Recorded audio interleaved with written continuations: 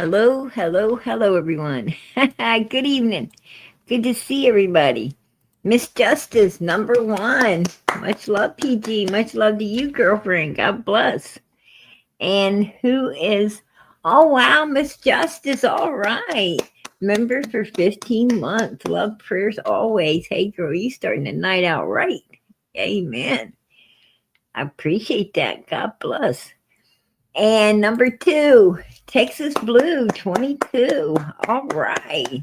Number two, girl. Number two in here. PG, much love to you. You know it. Hey, Patty Allen, you number three. Number three in here tonight, girlfriend. All right. Hello, PG and chat. Prayers and love. Prayers and love back to you, girl. God bless. And let's see who number four is. Ah, there it is. 9898. Lady Q. All right. Hey, everyone. Hey, hey, hey to you, girlfriend. Number four in here tonight. God bless and much love. Seeking Truth, how you doing, sweetie? Carrie, there you are, girlfriend. That's beautiful. Absolutely beautiful. Hey, hey, beautiful PG Mods chat. Good to see you all. Much love. Love and prayers. Hey, girl, love and prayers to you. God bless. And let's see who else is in here. There's 3426. How you doing, sweetie? Hey, girl, much love, my beautiful YouTube and Facebook friends. Amen. Good to see you. Good to see you, girlfriend. And let's see who else is in here. AC, how you doing? Good evening, PG. Summer's Army. Glad to be here with y'all. Hey, girl, we're glad to have you. God bless. And oh, Lisa, there you are, girl. Hey, y'all. Hey, hey, hey to you. Hello, PG. Hey, Kelly, how you doing? I think that's Lily, 33. Jillian K, Lily, 33. Good to see you, girl. Good to see you.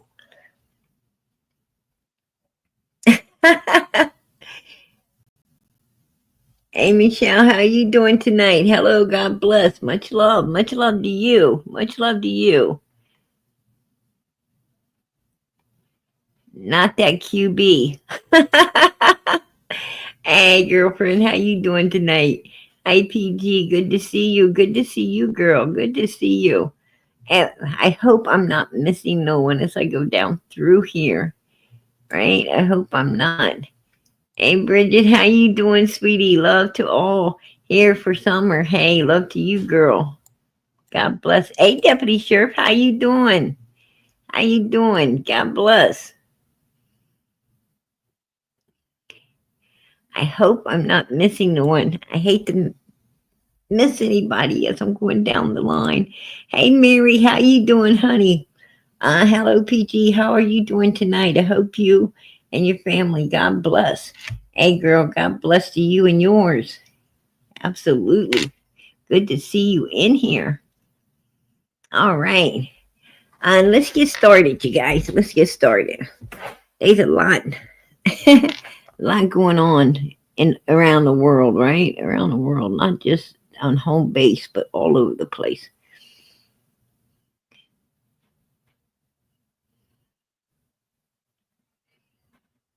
Hey, Vintage, good to see you. Good to see you, girlfriend. All right.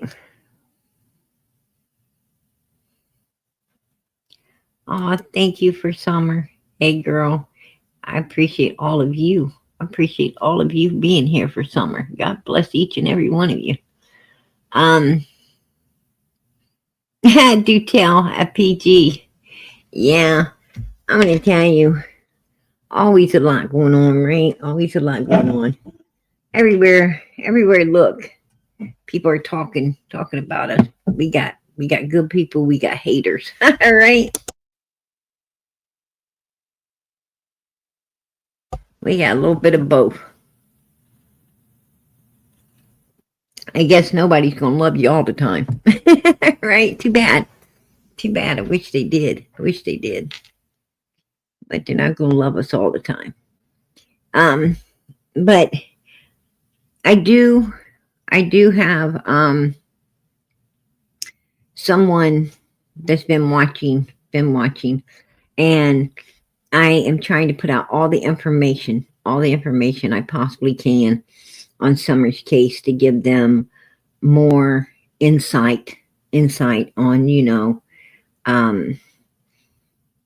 a lot of stuff, that they didn't know, and hopefully, we can get more done with Summer's case once, they understand everything that needs to be understood, know what they're dealing with, and am able to, touch base back and to, make a plan on what we might be able to do to get some things done. So anyway, I did bring some stuff I need to play tonight again before we get to what Lora. I know that, the headline says, Lora talks about cotton. But we'll get to that right after I play this first stuff out. I want to keep doing me so I can do my boys. And yeah, Summer will always be here with me, no matter what anybody says. And I don't like saying this, and I don't want to say this at all, but I have to put her on the side and worry about the boys because they're still here, it's still living, and it's still in foster care. Still here. The boys are still here, still living. Candace, right there. Let's go back and listen to it again. At all.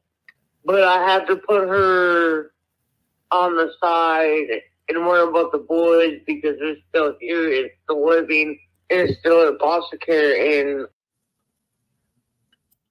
there you go.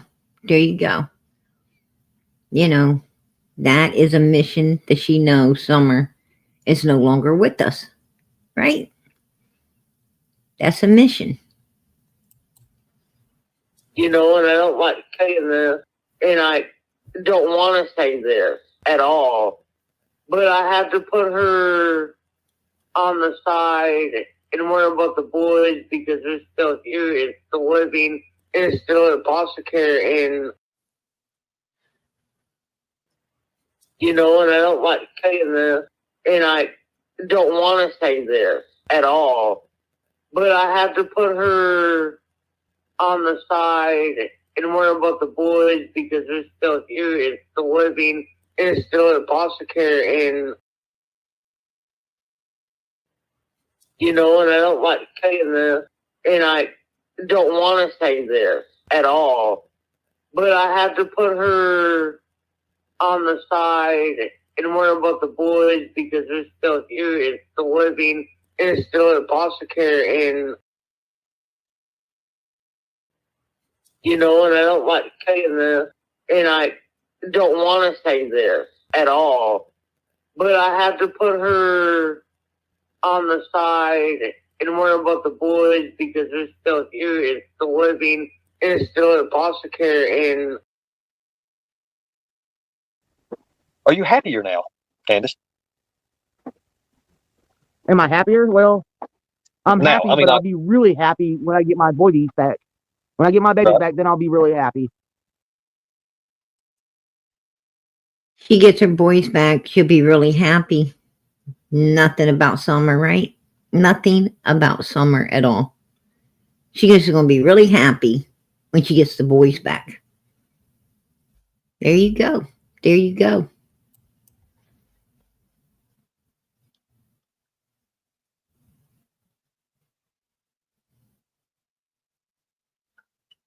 Okay, your mom's truck's right here. Yes. Okay, so when she's leaning against the milk. Is she sleeping? She was sleeping, yes. Okay. From exhaustion from that day? Yes, she was. Where I woke her up early, and she usually sleeps until 9, 10, even 12 o'clock if I let her. Okay. How did the milk bottles get rearranged? Hunter said he had them on the floor and then he put them next to him. They weren't. Is that true? No. Okay, so walk me through that. When we dropped them off, they were actually still on his lap. Okay. And he put them on the other side of Summer. Okay. So he reached over? Yeah, he set them over there by that. What's a black tote she had in there? There you go, black tote.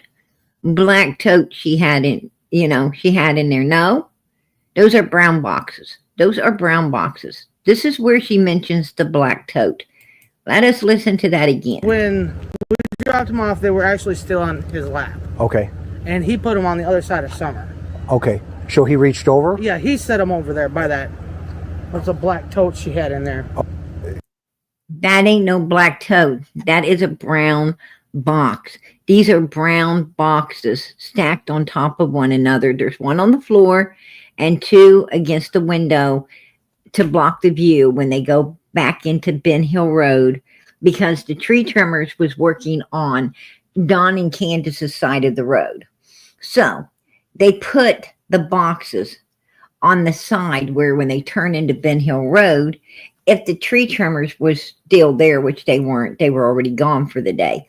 But if they turned in and they was still there, well, Candace didn't want them to be able, and Grandis, to look into the back seat of the vehicle, right? Didn't want them to be able to see inside the vehicle.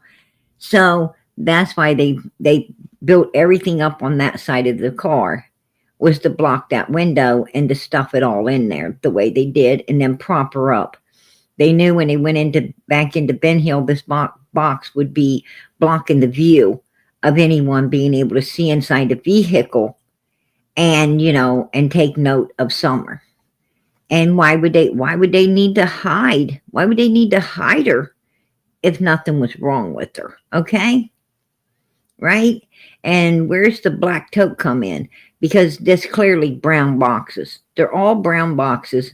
There's no black tote. No black tote. She slipped up. The black tote was in there when she went down to meet up with Chad Arnold and followed him out of Ben Hill Road onto Beach Creek over to Morrison Cemetery. That's my opinion. I'm going to keep it. But she told about the black tote right there, right?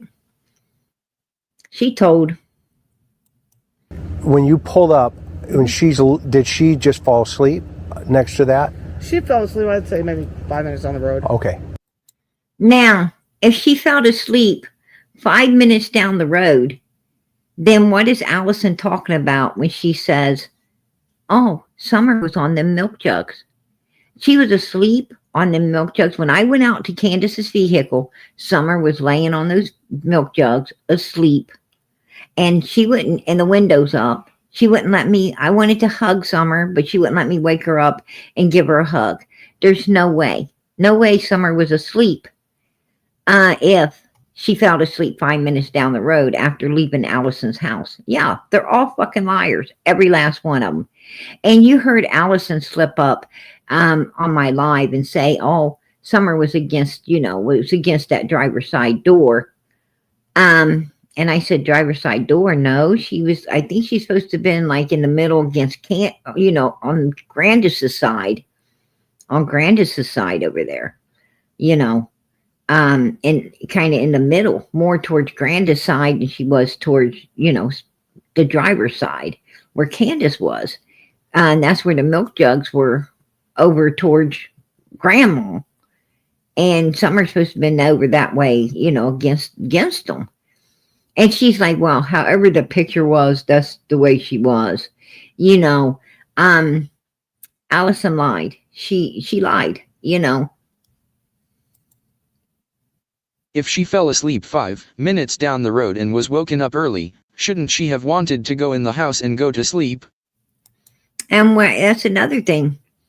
If she didn't fall to sleep till, way down the road after they left, Hunter's house, how's she going to pop right up when they get home? She's so tired. She usually sleeps till 11, 12 o'clock because she can't get no sleep at night, right? Between Don and Candace. Kid can't get no sleep between them two. And, so she don't get a lot of rest. She tries to sleep, and they get her up super early. They get her up super early, take her out of there. So, this kid is really tired. And when she got home, wouldn't she have still been tired? I mean, I've had my kids fall asleep in the car. And when I got home, I had to pack them in, right? I had to pack them in the house, put them down on the sofa, right? Put them down on the sofa and, and go back out and close up your car doors and get whatever's in the car out, right? Because you got to get your kids out of there. You got to pack them out. They ain't popping right up. Those kids ain't popping right up. You let a kid fall asleep, you're going to be packing it in the house, putting it down, on the sofa, and it's going to stay to sleep for a little while. That's just how kids work, right? That's how children work. But we're going to move on here. Actually, I parked the truck and I opened both doors. It's really hard because this lawnmower is. But I opened the doors up and I shook her. I said, "Wake up, we're at home." She jumped right up. Okay. Like nothing. She jumped right up like nothing. BS. I don't think Summer could have gotten up from this one. That's my opinion. I'll keep it. I didn't hear from him for a while. She dropped Hunter off between 2 and 2:30, right where your truck is. Okay. But her front end was facing the telephone pole. So she's going this direction? Yes. Okay. When she dropped Hunter off, it was her mom, Hunter, and Summer. And Summer was leaning against 2 gallons of milk. Okay. I said, "Oh, look at her." I asked her how Summer was, and she was sleeping. What side of... This is a lie. This would have to be, if she fell asleep 5 minutes down the road, this would have to be a lie, right? Absolutely. Absolutely. They're all lying. They're all lying. And they're all lying for a reason. And I think that reason is this little girl was no longer with us on these milk jugs. This is a prop. This is a prop job right there. And I believe she was, I believe she was taken into Allison's house, is where those new clothes right there was put on her. Her school outfit, right, was put on her, and makeup on her face and lipstick on her lips. I think she was, cleaned up and redressed right there inside of Allison's place. And Allison supposed to have cameras, but there wasn't no cameras, come June the 15th or after. There was none, right? All cameras disappeared. Jody Sue's cameras disappeared. Allison's cameras disappeared. All of these people's cameras disappeared. You tell me. You tell me. Of the back seat was she at? Do you remember? Hunter was on the driver's side, and Summer was right there next, right there in the middle. Okay, so it made sense if she's pulling this way that Hunter's going to get out on this side. Okay, it makes sense. Okay. And so she's on the other side or in the middle? She's in the middle. Okay. Like against the milk. Gallons of milk. Yep, against the 2. And look at Graham Bun. Look at Graham Bun chime in there, right? Graham Bun chimes in there and says, against the milk, against the milk.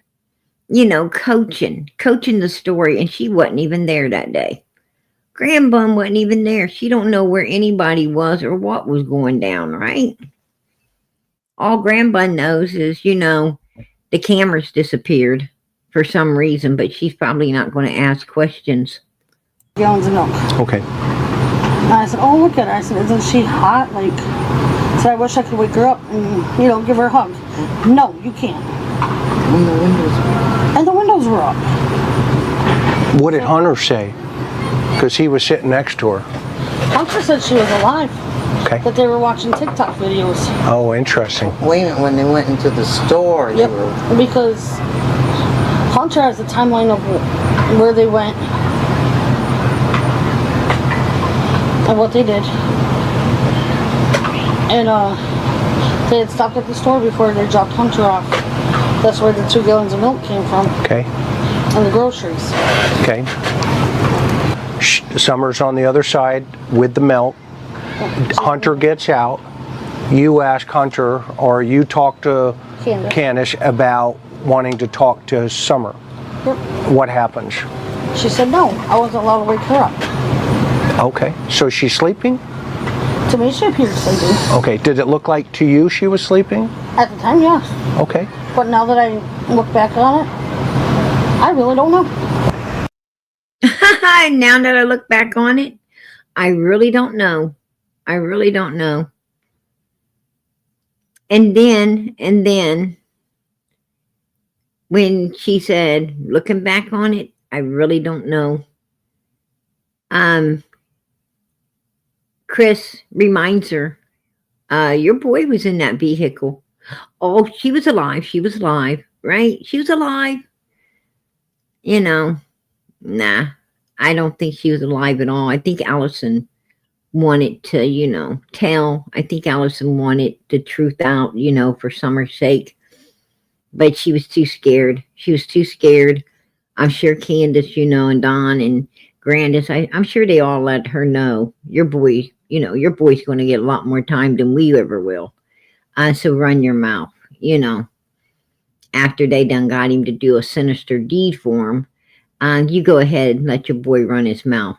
He's going to get, or you, or anyone in your family. Your boy's going to get a lot more time than anybody else will. This is how these people operate, right? Evil has no boundaries. I can't say that enough. It has no boundaries. And that's my opinion. My opinion is, Don and Candace didn't only go back to Allison's house to get the clothes, left behind, the wet clothes that Allison had to wash and dry, maybe discard something. But they went back, picked up those clothes, and reminded them, to keep their mouth shut, the way that Andy Bernard went up there the night before Don Wells went to jail. And he was up there. I heard him. He was up there reminding Don to keep his mouth shut too, what time he's in jail. Don't let them break you. They're going to try, but don't let them, and Don's commissary stayed completely full the whole entire time he was in jail. Somebody was making sure Don Wells kept his mouth shut, trying to make him as comfortable as they could, and keep his mouth shut while he was in there. So, something's up here, and there's more people to all of this than just Don, Candace, and Grandis. Trust and believe that. That's my opinion. I'm going to keep it. So where are you sitting in the car? At first, I was sitting on the front seat. Okay. Which way's the car pointing? Do you remember? First, he was riding shotgun. And that is when they was going to pick up Grandis. He was in the front seat, right? Front seat, passenger side, go to pick up Grandma at the hospital, the emergency room.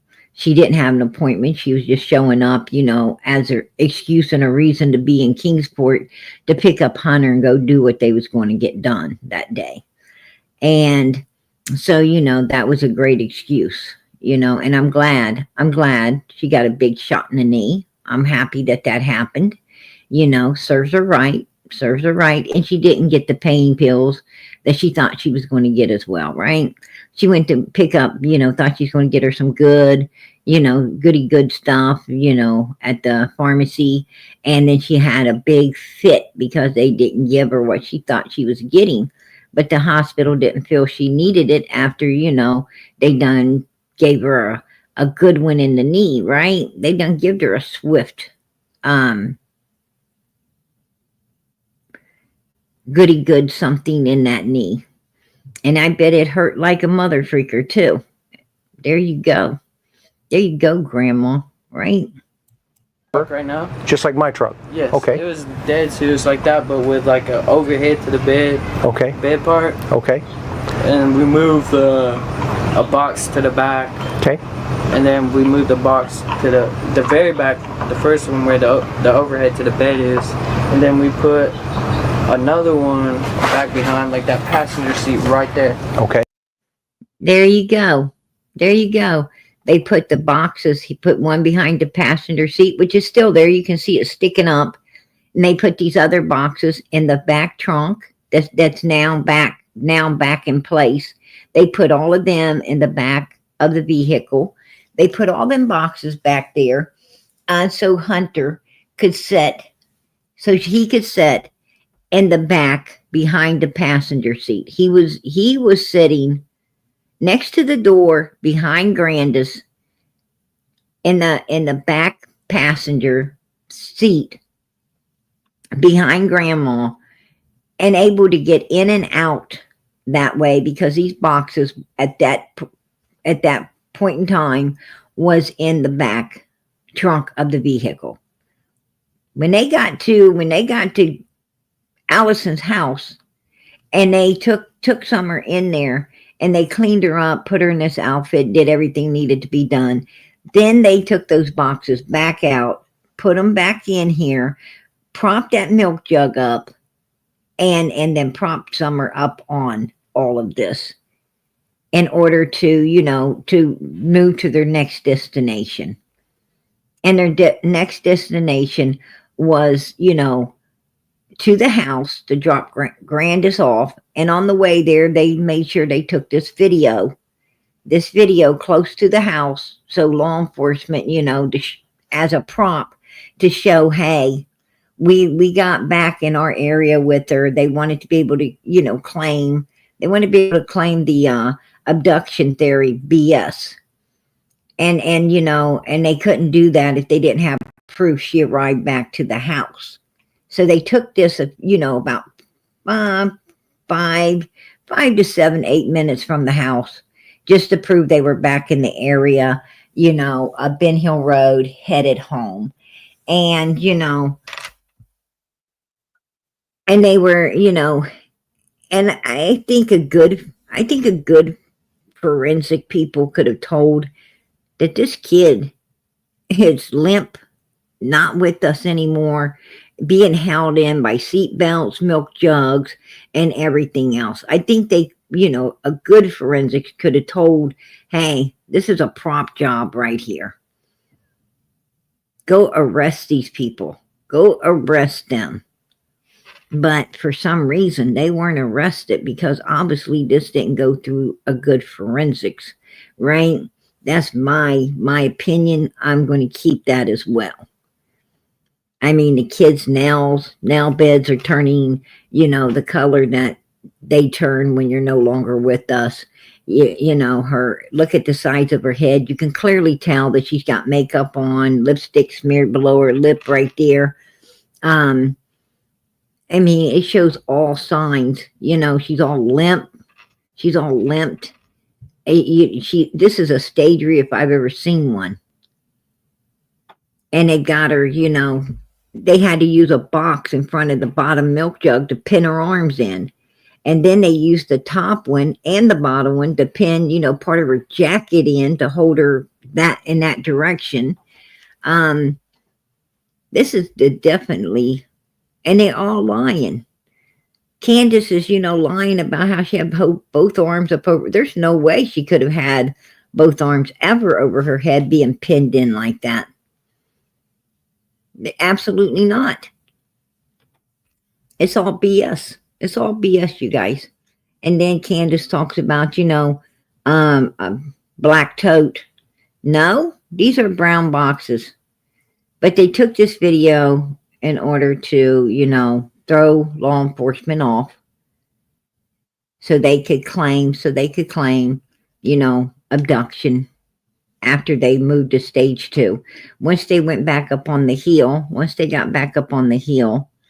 and got Granny out and, gaslighted the boys like their sister's there. She's running around somewhere when she definitely didn't even get out of the vehicle. Candace, leaves her phone on the back of Dawn's truck, comes down off the hill and goes down and meets up with Chad Arnold, follows Chad Arnold out of Ben Hill Road onto Beach Creek, and I believe straight over to Morrison Cemetery. And I think Andy is telling the truth when he says, you know what, I believe she's over there. I don't care. I'm not afraid to say it. I think he knows she's over there. Right? I think he knows it. That's my opinion. Just a minute, you guys.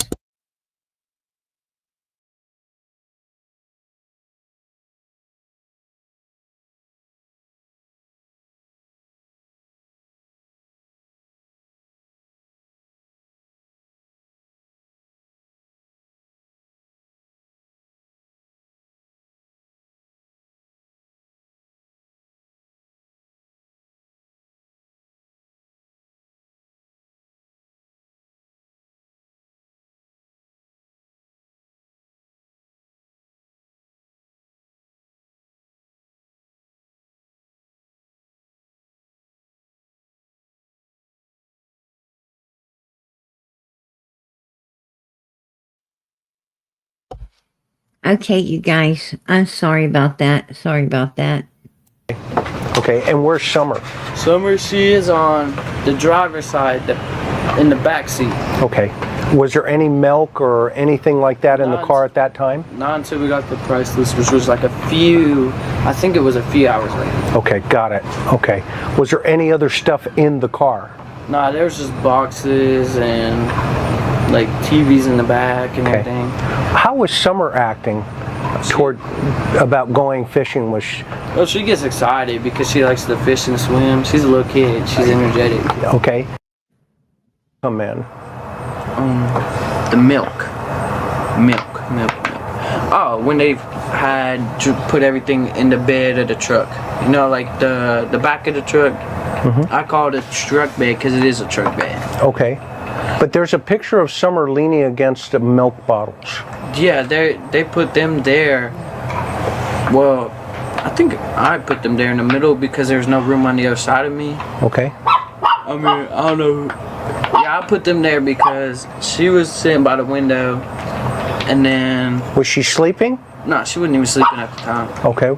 I just set them in the middle because if they were to fall and spill, it would be on me, and I don't feel like cleaning up no truck mess. Okay. It looks like she's against the door, though, in that picture. I wasn't there when that picture was took. Oh, okay. When did they take that picture? Do you know? I have no idea. I believe the one with the milk jugs was sitting right here in front of my house because that's exactly how that baby was before they left. Okay, well, when you were in the car, where'd they put the milk? Well, they gave it to me. They gave it to you? Not to keep, but to put it away? Yeah. And where did you put it? I had it sitting on my lap until we got out the car. Got it. And out here? Yeah, out here. Okay. And she pulled up like your truck now, like where it's at right now. Right. But the opposite around. Got it. So it's facing that way. Yeah. And you're getting out on this side. And where do you put the milk? I set them in the middle because Summer had to... Did she even get out the car or did I? See? Candace wanted Summer to be awake when they left Allison's.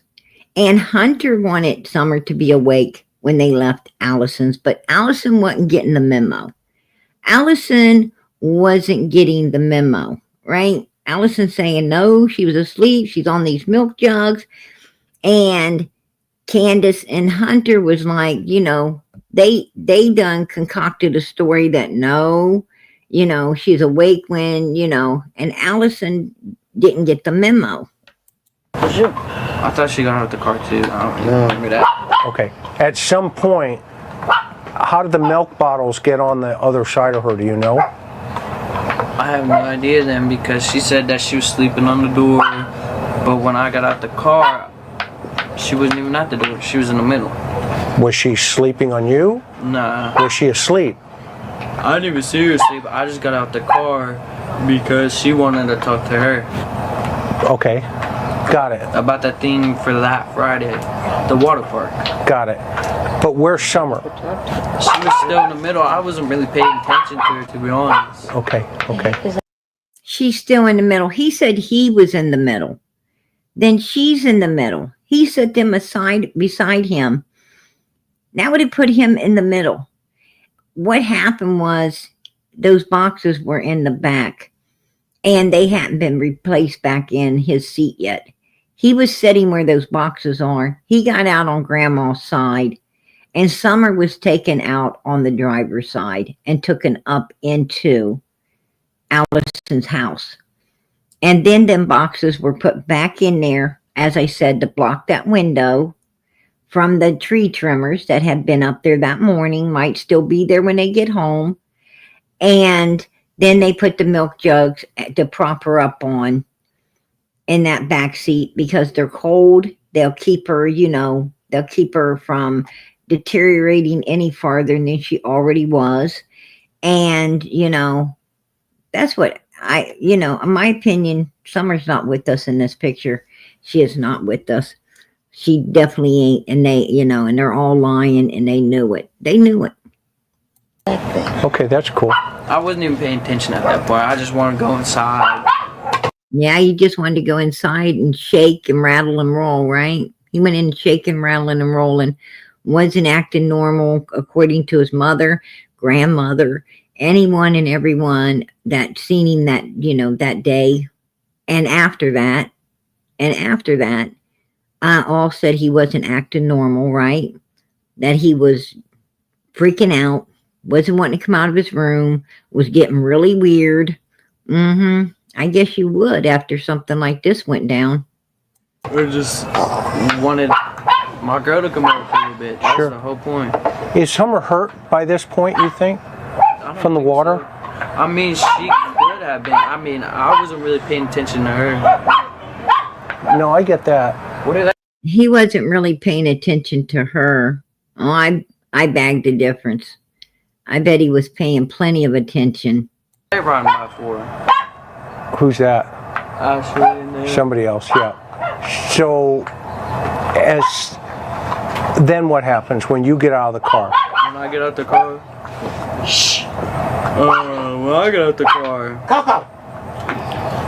I go to the front because she had to hand me that other vape that she gave me. Got it.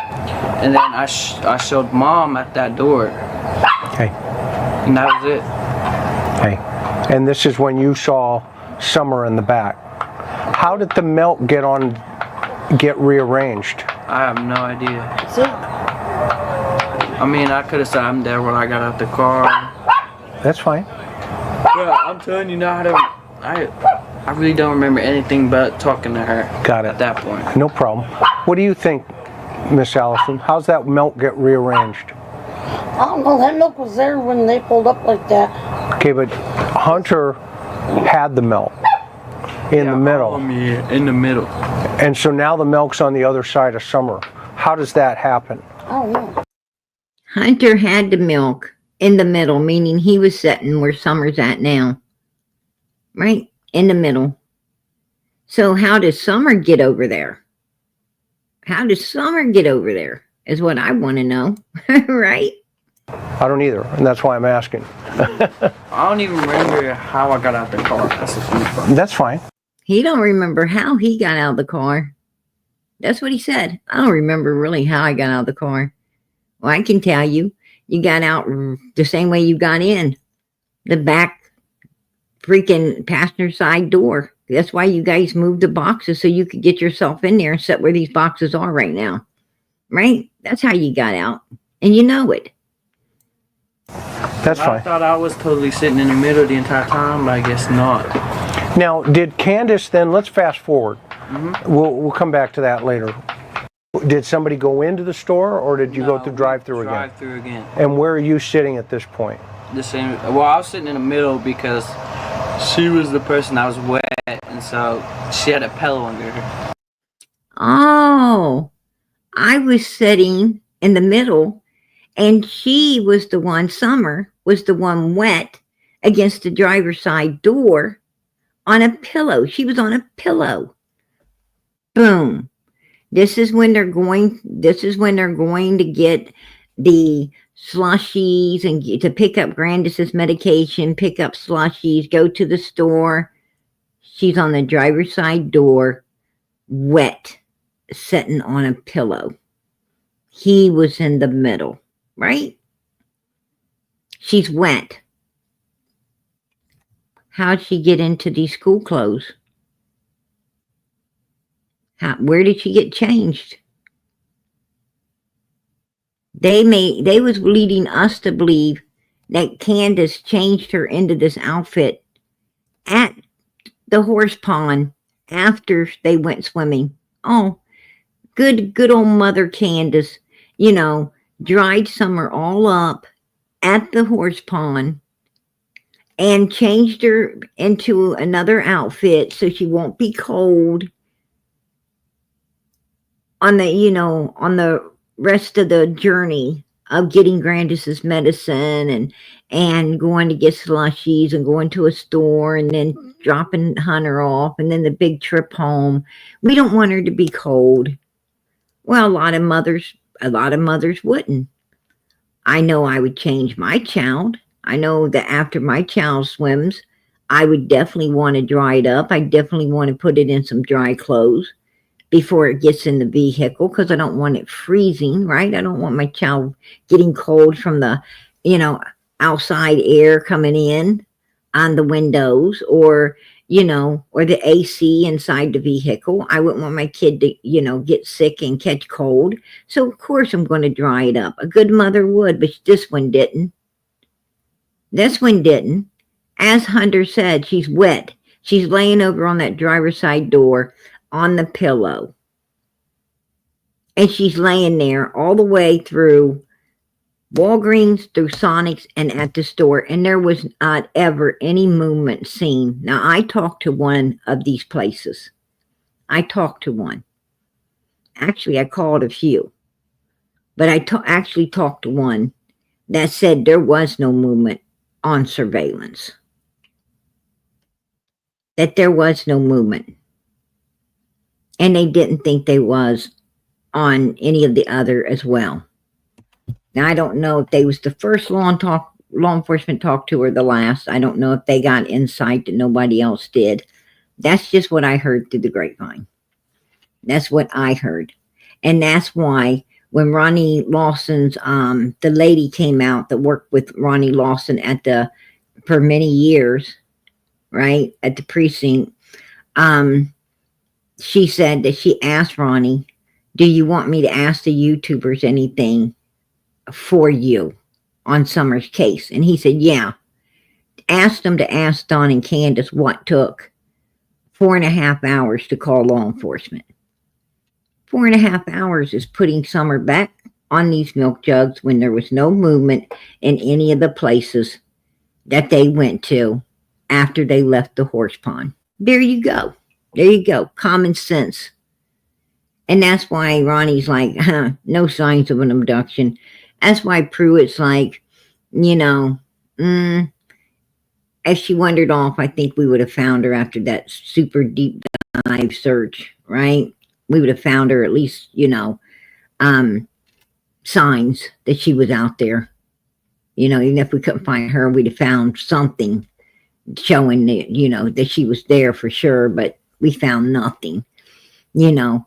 And like they both said, we feel that, you know, we feel she's still in the area. Yeah.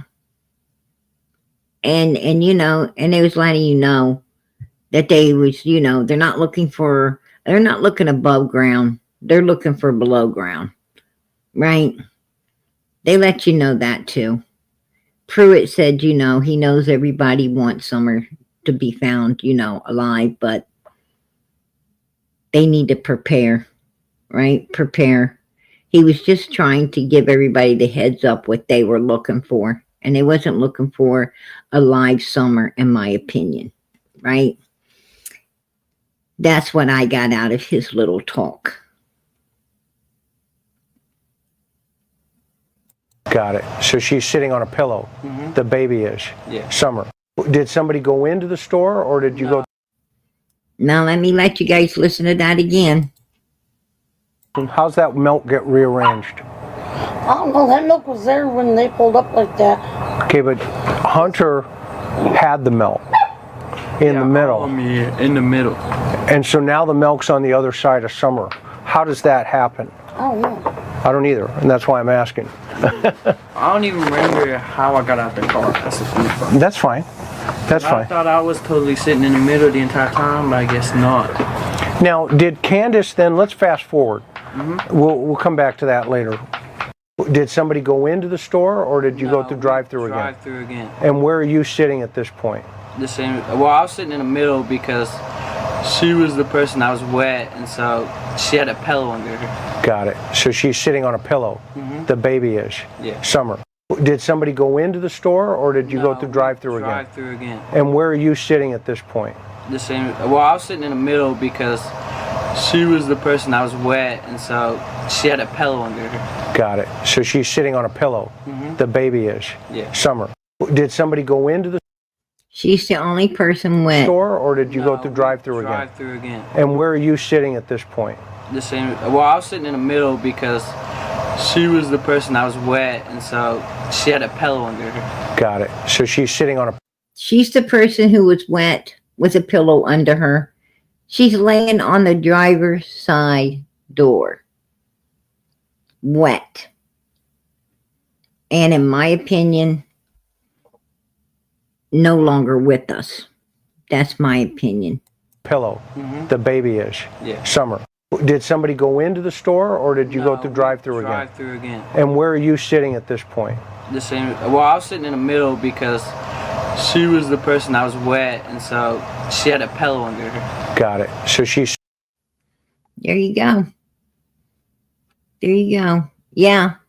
And he's also trying to separate himself from the water by, you know, saying she's the only one wet. No, we seen him go in that water. We seen him walking in the water all the way up to he was already getting wet when the video went off. So he was wet too, but he don't want to mention, you know, him being wet. He just wants to make Summer wet, right? Because if nothing went down at that horse pond, you know, everything would have been great and nothing would have happened at that horse pond. This boy wouldn't have had any problems, you know, telling the truth. He would have said, hey, I went, you know, she was out swimming. I went out there, you know, splashing around with her and you know, and we was having fun. And I guess it was time to pick up grandma's medicine. So we came, you know, we came running out and went back to the vehicle and went over to pick up grandma's medicine and went over and got us, you know, some slushies. And then we went to the store and, you know, dropped off at my house. And, you know, the day was great. He would have run in his house, you know, not shaking, rattling and rolling and, you know, refusing to come out of a bedroom. He would have been, you know, happy. He would have probably been standing outside with his mom, talking to everybody, you know, and hanging out and doing what he does, right? And doing what he does. When Allison was out there doing the interview with Chris, you could see Hunter and his sisters and all of them running up and down the road, right? They was running all over the place. They wasn't high. He wasn't in no bedroom shaking, rattling, and rolling. He was out, you know. The reason he went straight into that house to his bedroom because he'd already had to set in a vehicle, right? All the way back over to Walgreens, all the way through Sonic's, especially at that grocery store, right? When Grandis and Candace gets out, he's got to sit in a car with this little girl, all wet, in my opinion, no longer with us. And he's having to look at that. He's having to stare at it. And he has to stare at it all the way to his house when they come back out. And by the time he got home, he couldn't handle looking at it no longer. It was freaking him out because, you know, when you do something like that, and, you know, and you're stuck looking at it for a minute or two, man, it can get scary. It can get scary because, you know, it don't take long. It don't take long at all for, you know, a body to start, you know, looking pale and, you know, changing form and everything, right? I mean, it don't take long. It can freak you out. That's scary stuff right there. Sitting on a pillow. The baby is. Yeah. Summer. Okay, where's that pillow now? Do you know? The pillow now? Yeah, the pillow. I don't even know. I haven't been up to their house in like over a year, to be honest with you. No, that's cool. And that's another lie. Why is he lying about being at their house? We have a picture of him coming up behind Summer. He's coming up behind little Summer and Candace and up at Candace and Donald's place, 110. He's coming up behind her after she had been completely shaved bald, right? Completely all of her hair shaved off. We have a picture of Hunter coming up behind her on 110 Ben Hill Road. So what does he mean? He ain't been up there for a year. That's a damn lie. And why is he trying to separate himself from everything if he's not lying? If he's, he is lying. That's my opinion. This boy is lying his ass off. And he needs to tell the truth. He needs to tell the truth, not only for this little girl's sake, but her brother's sake and for his sake, right? For all of their sakes. He needs to tell the truth. That's what he needs to do. He needs to stop lying and get real. And get real. He's got a heaven to gain and a hell to shun. Start shunning hell and gaining heaven, Hunter. Right? So from there, where do you guys go? From there, we go to Sonic. Where? Sonic. Sonic? And what did you get at Sonic? Slushies. Like a blueberry slushie. Okay. She got some purple one. Her mother got an orange one, and Summer got the same blueberry one. So they bought a slushie at Sonic. The one down, not by your Walmart, but the other one. Okay. So now where's that Sonic at? Fort Henry Drive. Okay, got it. Before Walmart. Okay, so from there, did they eat them there? Did you guys eat them there? No, we ate them on the way to Priceless. After Walmart. Okay, so you eat the slushes.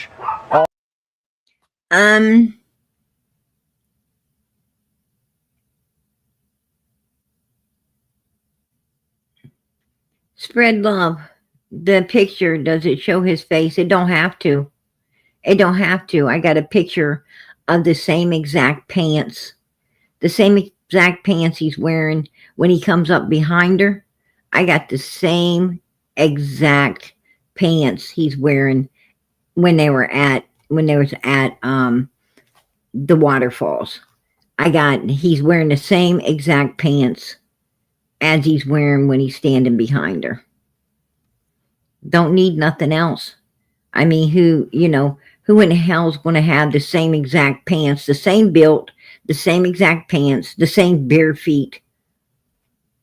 I don't need no more proof than that. Right? That's how a lot of criminals get caught. They get caught by, the clothes, the jacket they're wearing, the purse they're carrying, right? The shoes they're wearing. Don't need to see your face. Just need to see, something really weird and rare that's only you're wearing or carrying. Right? All the way to, what's it called? Priceless. Priceless. Okay, where's that at?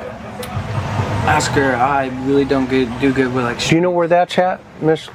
Okay. It's the one that she goes to by the liquor store. Okay. It's down.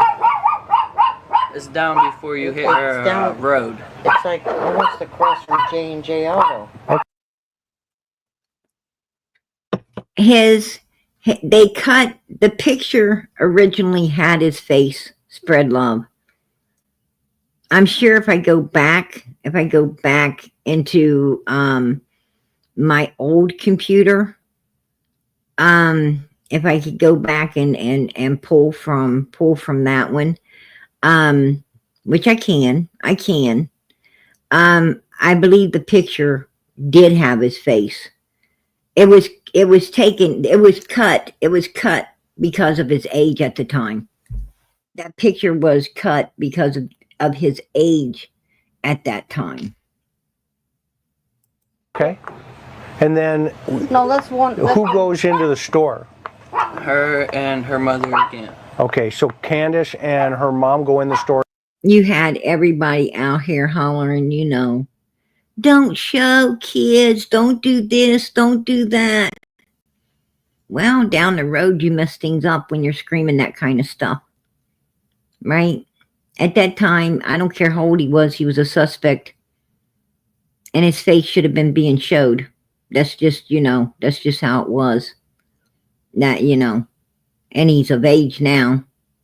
He's of age now, and you can show his face. You can show his face. And I have no problem doing it. I have no problem doing it. Hey, Australia, I appreciate that. Wonderful work for Summer PG. Amen. Amen. I'm going to tell you, I don't understand why people want to hinder Summer being found. I don't understand that. I would think that that you would want this child to be found. I would think that you'd want to face the truth, and nothing but the truth in all of this. And I don't understand why, people don't. That's beyond me. Why they don't want to face up to the truth in all of this. You can't solve a case if you're not willing to face the truth, right? I mean, a lot of cases wouldn't get solved, like people, take like one mother, and she thought that, there was some foul play where her child, became unalived. She thought there was some foul play.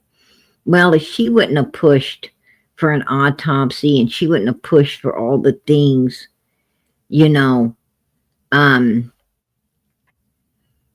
prove, her, what she was thinking.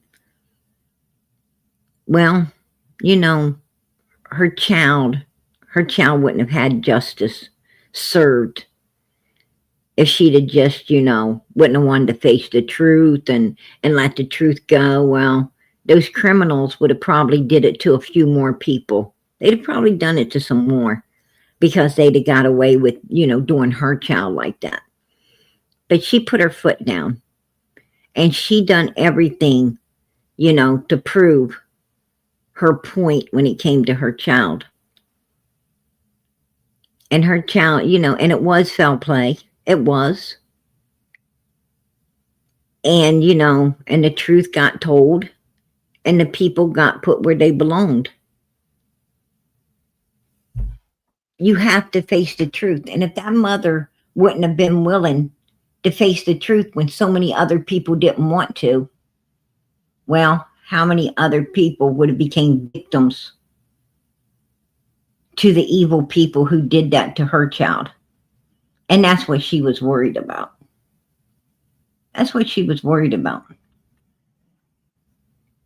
But there's always going to be people, that don't want things solved. There's always going to be people trying to throw the monkey wrench, in the middle of everything. And why, I don't know. I don't know, but, it is what it is. It is what it is. Only God knows, right? Only God knows. Again. And that left you and Summer in the car. Yeah. And what are you guys doing? Just still watching TikToks, listening to music. I mean, just sitting there watching TikToks mainly. Is she lethargic? Is she, do you notice anything unusual about her? I didn't know. I just seen that her hair was cut. That was it. Yeah, but when did you notice that, right? That was like when we first saw her. Right, when you first, right. I mean, but at that moment, are you noticing anything unusual going down? Not really. Okay, when you say not really, what does that mean? Like, not in general, no. And then what happens from there? From there, I think they was in the store for an hour, maybe? Okay, they were in the store for a long time? Yeah, a little bit long, but not that long. And what did they get? So they got groceries for the house. I don't know what all they got. All I seen was what was beside of us, the milks. Okay. I want to keep. There you go. But Hunter was up, And I brought it to the table. I brought it to the table. I'll bring it back. I'll bring it back tomorrow. I have the picture of him coming up behind Summer, and I have the picture of the same pants and everything on him at the waterfalls. So, and Summer's hair was already cut at the time. He had been up there. But he wanted to separate himself from being there due to the fact of everything going on and going down, and all of these people, wanted to separate themselves. Andy, when everything first came out, Don didn't know Andy and Jody Sue. They didn't know Don and Candace. Nobody knew Fred. Nobody wanted to know Fred because Fred was, known to, do bad stuff down there, and everybody's scared of Fred. Nobody was scared of Fred. Don was down there talking to Fred and corresponding with Fred and getting all kinds of, information from having Fred research all kinds of stuff, every time Don was in trouble. Every time Don felt he was in trouble, Fred was his to go to. Like Fred, was so schooled and, in the criminal field that Don always going to him. And what Fred, didn't know, he would research. Don didn't want to research it on his devices in case they got took. So he would have, Fred do it all on his devices. And no one would know know any different, right? Just like he had me looking up things, Sissy, can you check into this? Up in Utah, can you check into that? That's what Don does. That's his characteristics right there. He wants to use other people, other forms out there that he feels, oh, they're not going to come looking for your device. They're going to but they'll look for mine because I'm the big criminal, so let's have you or someone else do it for me. And, these criminals are very highly intelligent. They're not stupid enough. Sometimes they're stupid enough to, look stuff up. Like even Brian Colbert, he wiped all of his stuff clean, right?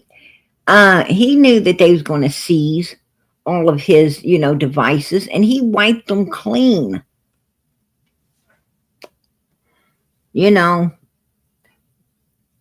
People, you got some people more schooled in the criminal field than others. I mean, but Brian, Brian still, he still got caught, didn't he? He still got caught. But I think Don and Candace and Grandis, I think these people haven't been caught yet because law enforcement in Tennessee just dropped the ball. They just fumbled the ball so bad at the beginning that they can't pick it back up, or maybe they don't want to pick it up. And not only that, but early on, Ronnie Lawson's talking about how, if they want Summer found and they want, his department seeking and looking for Summer, then they need to fund him more monies. That's kind of like, that's not right. That's saying, hey, we're not going to solve this case until we get a big bunch of funding to do it with. That's not righteous, right? That's not righteous at all. I think I got Andrew popping up in every name he can think of in the backstage, trying to stir the pot back there. That's what he's good at. He's good at stirring the pot, right? That's what he's used to smelling, and he likes to stir it. But we'll move on. We're gonna move on. But The point being is Summer is still out there. This little 5-year-old innocent girl is still out there somewhere. And I'm going to tell you, she's no different than any of us. No different than any of us. And if any of us was out there, whether we're alive or unalived, we would sure want to be found. The last thing you're thinking, the last thing anyone's thinking before they go out of this world like that in a violent way, the last thing they're thinking is they sure wish somebody was there to stop it. Someone was there to help them. Someone, I'm going to tell you, if you're lost, you pray. You pray that someone helps you find your way back to where you need to be.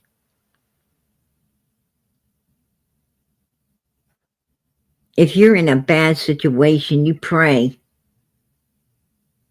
that law enforcement gets there in time, right?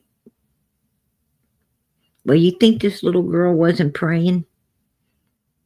You think she wasn't wanting and hoping someone to come to the rescue, but they didn't?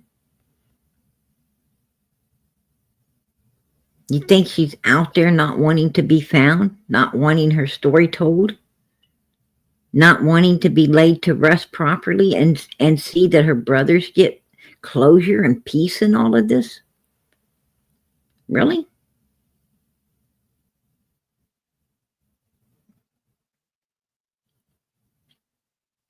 Because I think she does.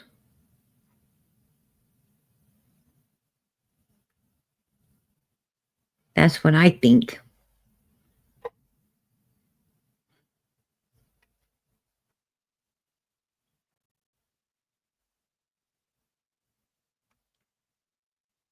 I think this little girl does want to be found. I think she does want the truth told, and I do think she wants her brothers to get peace and closure. I think she wants all of us to get peace and closure too. So I'm not being rude or anything, but I don't care if that picture's showing Hunter's damn face or not. It's showing his dumb lap belly and his mother freaking stand up by theirself britches that he wears all the time. And that's all the hell I needed to see. Just saying.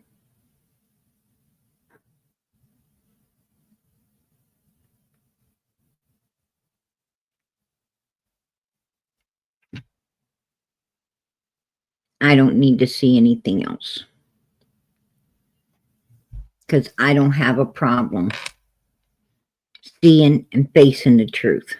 I don't have no problem doing that.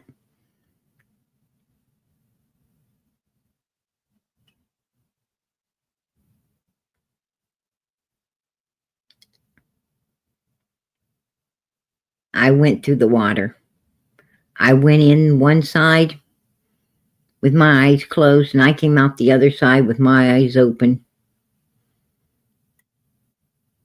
And when I see the truth, I know it.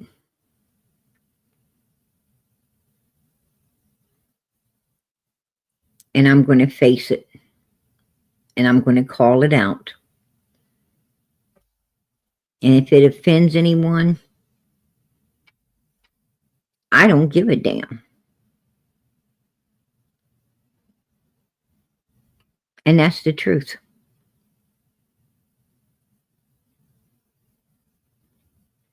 That's the truth. I said from day one here, the topic is Summer Moon Utah Wells.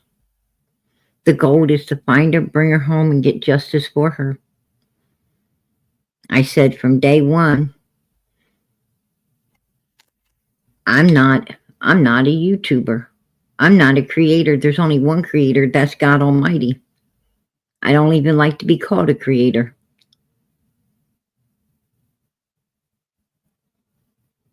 I said from day one, God put this channel together for Summer Moon Utah Wells, not for PG.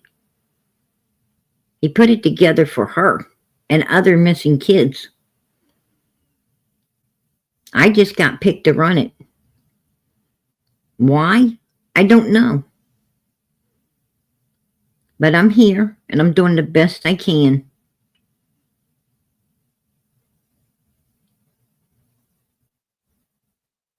And you know what? I'm doing it for free. Right? I'm doing it for free. It costs me to be here. It costs me my time, my money, my sanity, and a whole lot of other things. But I'm here.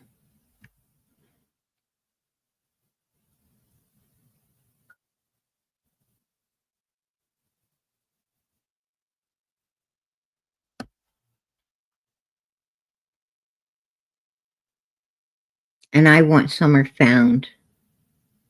And if she's over there in Morrison Cemetery, then she needs to be found, got out of there, and this case solved. If she's not there, then we have a right to know that too. We have a right to know whether she's there or she isn't.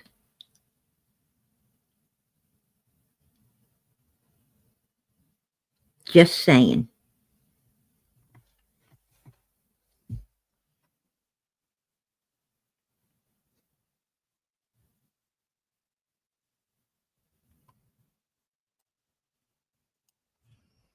Hey, I'm going to tell you something, PG's little girl.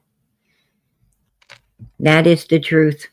That is the truth. If you heard a cuss word come out of my mouth, I hadn't cussed for years.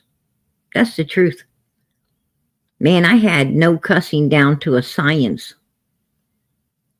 I didn't use any foul language before I started this YouTube.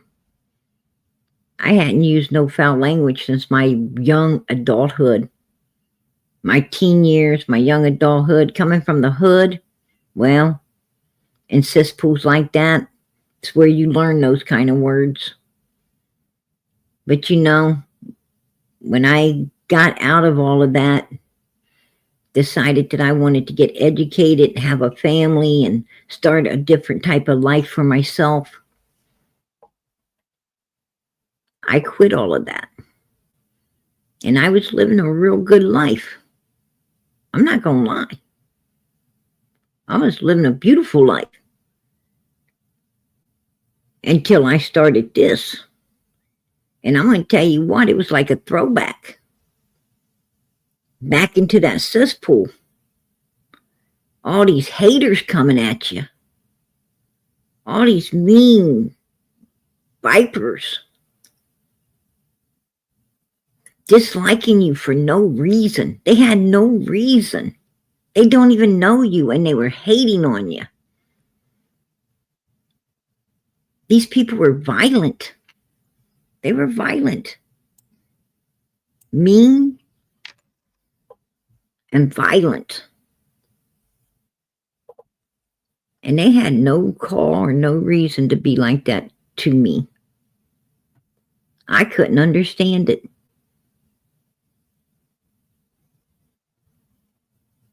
I've seen a lot of evil in my life.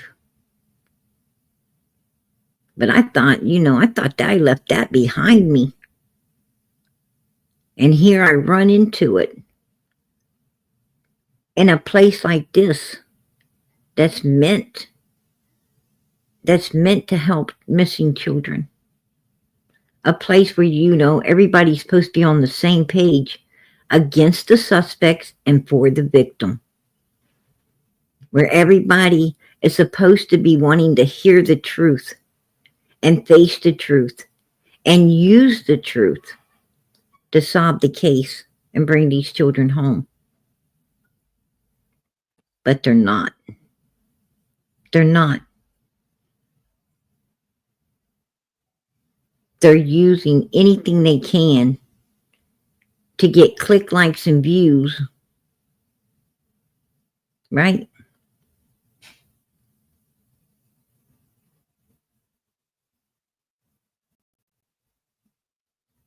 They're more worried about their bank account and paying their bills than they are about these missing kids. And that's sad.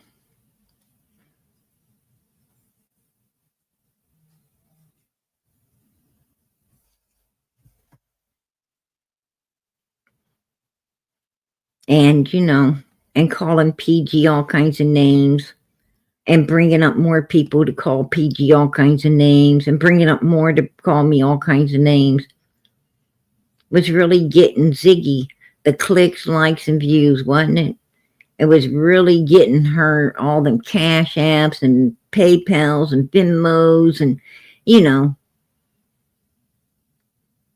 everybody loves seeing PG get attacked.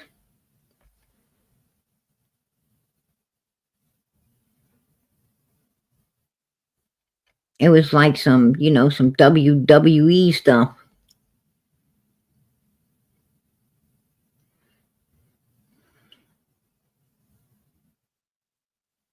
But it was okay. It was okay. Because it didn't matter how many she brought up there. It didn't matter how many she brought up. I put them in their place and where they belonged. God wasn't going to let them overtake his child.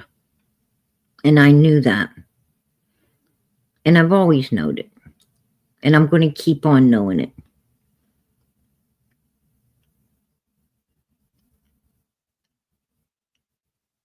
And that's what ended up making this channel here. We had to make this channel here because Ziggy was too evil to let what needed to be told on her channel for Summer. She didn't care about Summer.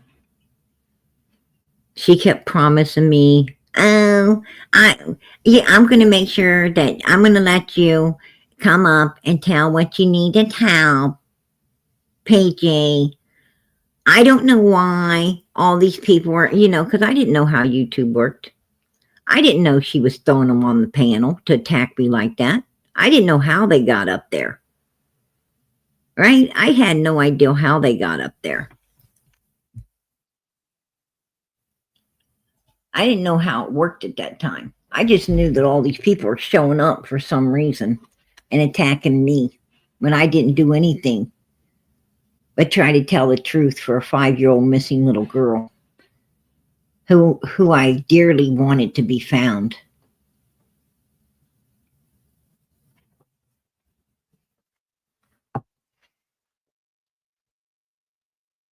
And all Ziggy wanted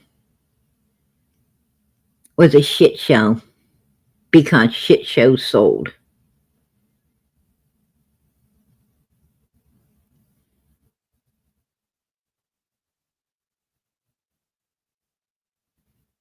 I'm going to tell you something. Her and Fred, well, they make a damn good match.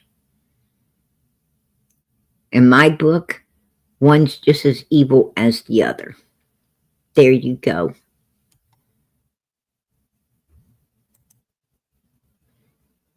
And you guys left out, you said, around what time that day?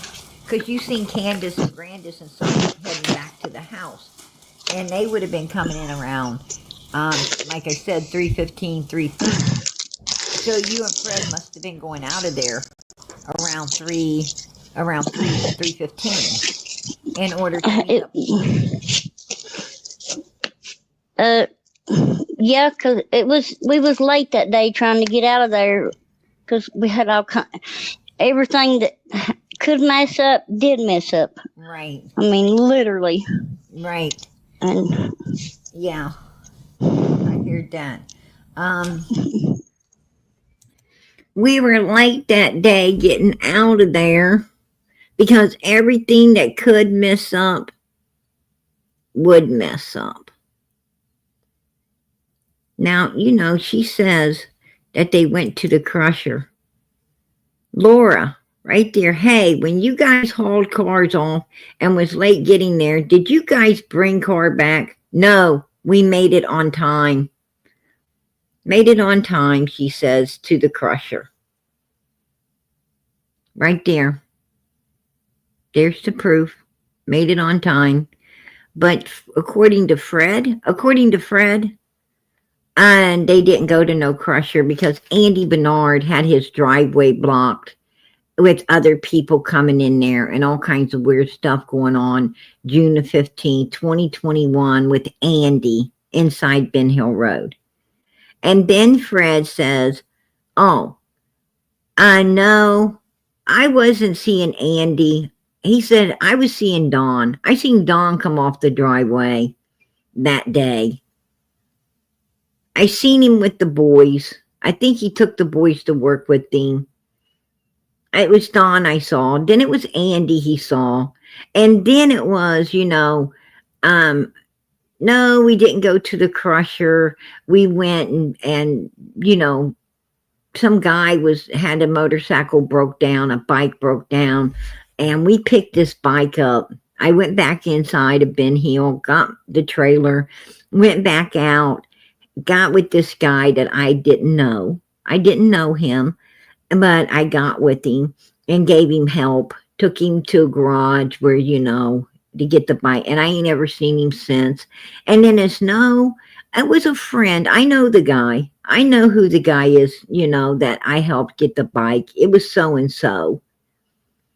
And I helped him get that bike and take it to where he needed to take it to. I mean, we've heard so many different stories. They went to the crusher, they made it, they didn't go, you know, they went and they didn't make, and they didn't get there on time. We heard that, you know, Andy was in there blocking driveways. Don was in there coming off the hills. You know, Fred has just lied. Why?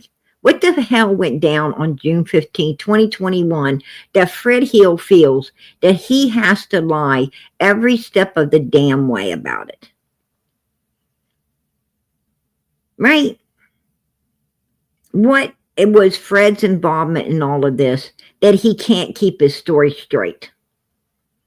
What, you know, I know everything he's saying is damn lies, so what is the truth? What is the truth?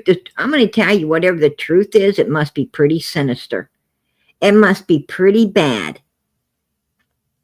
Whatever his involvement is in all of this must be really bad for him to be lying so much about everything that you know, he supposedly done, and we know that he didn't do none of it. Right? He didn't do a damn bit of anything. So why does he keep lying? Why did him and Lora lie about going to a crusher? I'm going to tell you, the people on the corner, the people that were down there, some people living in that area that was helping search for Summer that evening, said that they did not see Fred Hill go out, nor did they see him come in to Ben Hill Road, you know, during time law enforcement started coming in. Now, they did see him come down and try to leave, you know, later when it was dark, almost dark. He came down and tried to get out, and he had to turn around and go back to his house. And these are witnesses, but they said they did not at any time see Fred Hill coming in around 7 or 7:30 or even 8 o'clock. Heading towards his house, and they said they know Fred when they see Fred. So where the hell was Fred? Where was him and Lora? Why doesn't he just tell the truth? That's what I want to know. Right? Either, and you know, if he was at his house all day, then he had to see Chad Arnold. He had to see Candace. He had to see both of them meeting up down there and heading out to wherever they was heading to. Did he help him get Summer in the black tote? Is that black tote the box that Cotton was talking about? Was that black tote the box that Cotton said that, Fred had Summer in? I don't know.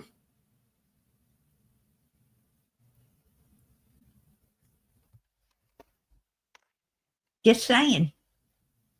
Was he down there helping? Was him and Lora helping to get Summer into this tote? And out of Ben Hill Road with Chad? Did he have his hands dirty in all of this with Candace and Chad and them? I mean, everybody was meeting up in front of his house, and he's wanting to act like he wasn't home. Him and Lora, was trying to make themselves be anywhere but there with Chad and Candace Wells, right? But yet they weren't ever seen coming back in, only later, way later after law enforcement came in, trying to get out. So that tells me I think they've been in there all day, and they knew what the hell was going on. That's my opinion. I'm going to keep it. I think now we know where Fred was. Right at his house. Going nowhere. Going nowhere at all that day. I think Fred is full of shit. That's my opinion. I'm going to keep it. Right?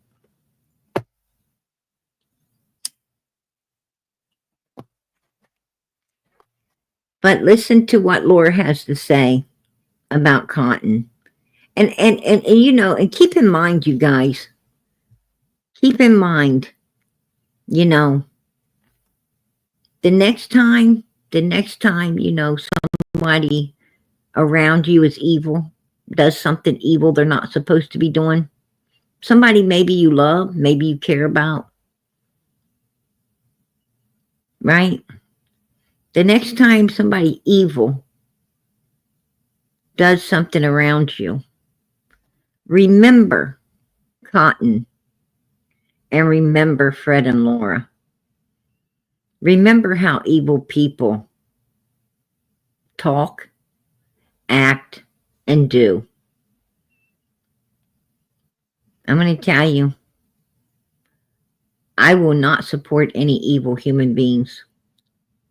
I want evil people where they belong. I don't care if I love them or not.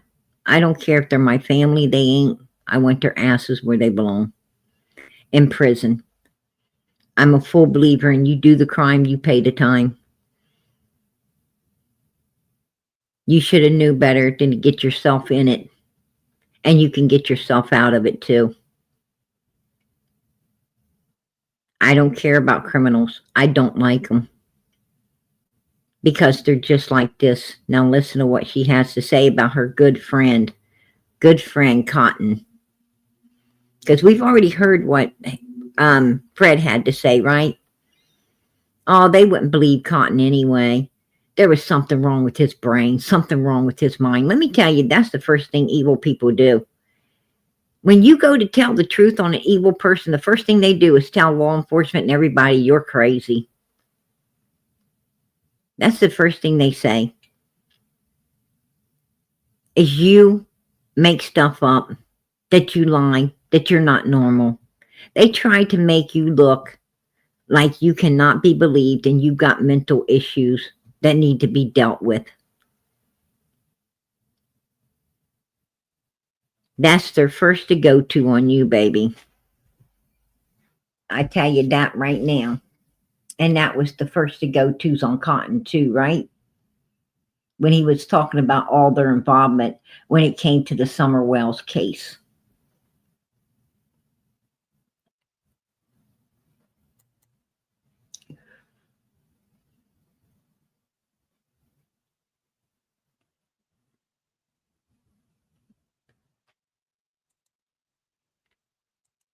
Now, we're I ain't never heard.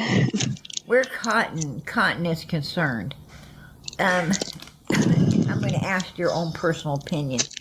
Do you think Cotton had anything to do with or knew anything about what happened to Summer? From your standpoint. Cotton, since from what I've understood, he was pretty fucked up individual.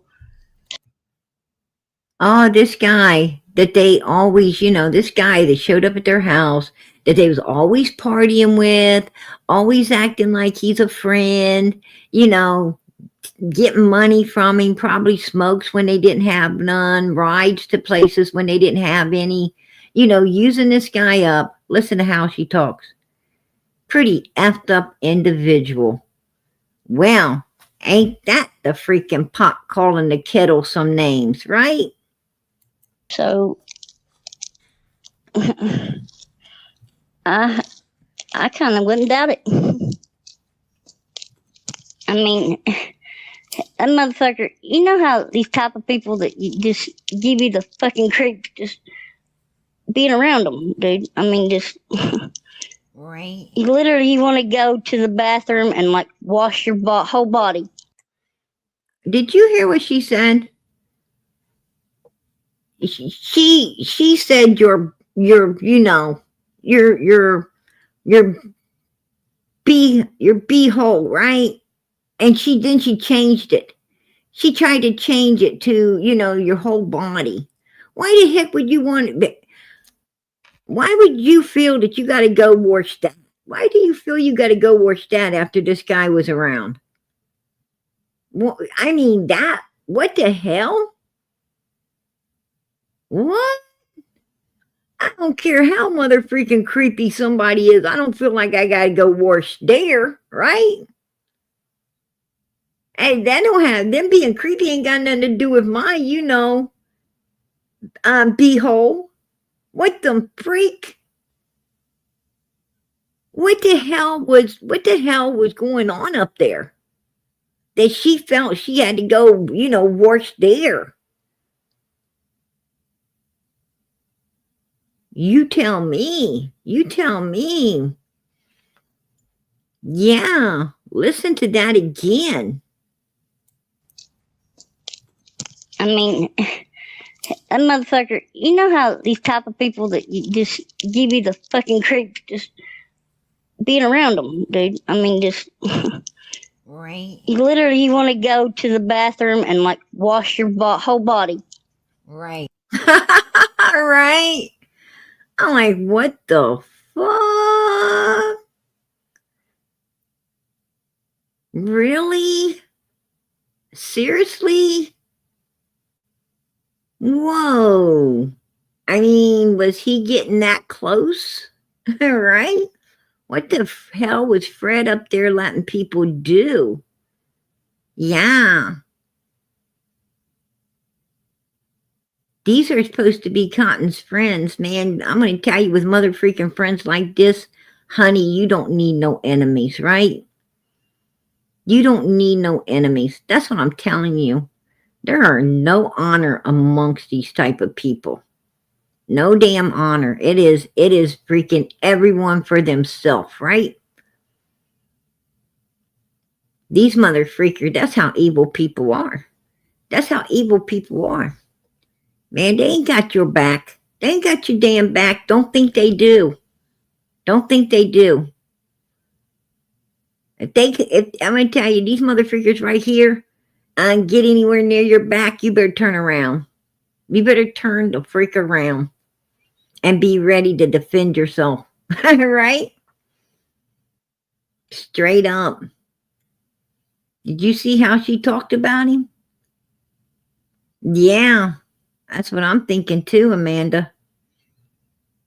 I'm going to tell you right now, something ain't right there.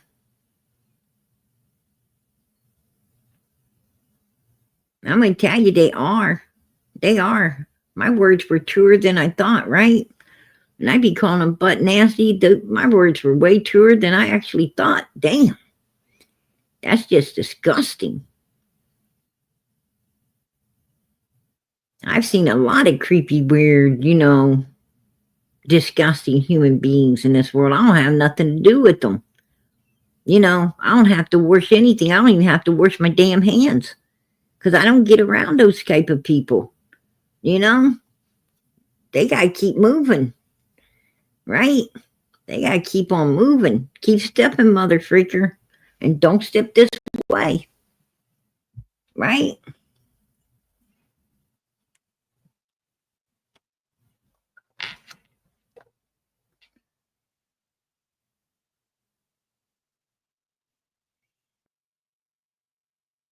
Wow. Because you've been around them. So that's how you felt when you was around him. Right. And Cotton visited, like, did Cotton come inside of Ben Hill Road? I mean, did he come to visit Fred? Did he come, was he known to be inside Ben Hill Road? Yeah. Okay. And how often did he seem to show up in there? There towards the end, it was at least two or three times a month. So he would come. It got more frequent. After Summer went missing, it got more frequent. Cotton started coming around more frequent once Summer went missing. Before he passed away, he was coming in there 2-3 times a month. At least two to three times a month, I'm thinking. And before that, and sometimes he come in with other people, and I was just him coming. Sometimes he was with other people when he came. Now watch her tell who he came with, and then try to withdraw the one she's afraid of. Watch this. Okay. And also that's good to know. And also, did you know any of these other people he was packing with him, or was it just like random strangers? It was some of his friends, Little Wayne, and not Little Wayne. Little Wayne? There you go. Then she's like, no, not Little Wayne. Not Little Wayne. Little Hack and... Little Hack.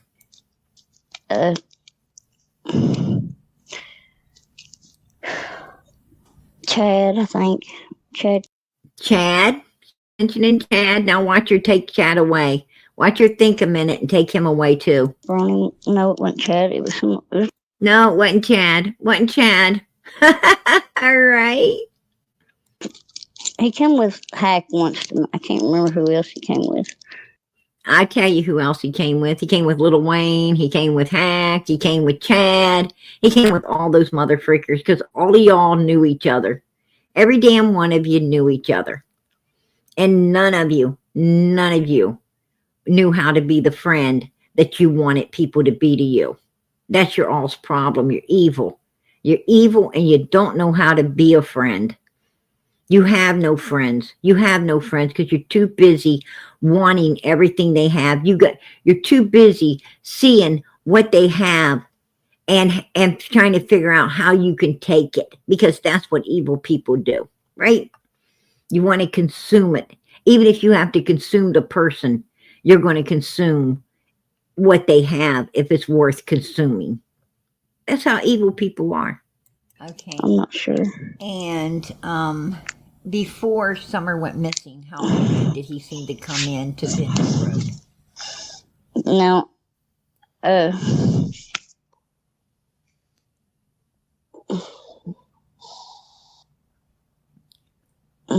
we seen him at least once or twice every couple months. And just coming in. Now, you heard me ask her, how often did you see him after, before Summer went missing? Because she said that he was coming more frequent after Summer disappeared. I said, okay, so how often did he come before Summer disappeared? She said a couple times, maybe every other month. A couple times every other month. Now watch. We seen him at least once. Now,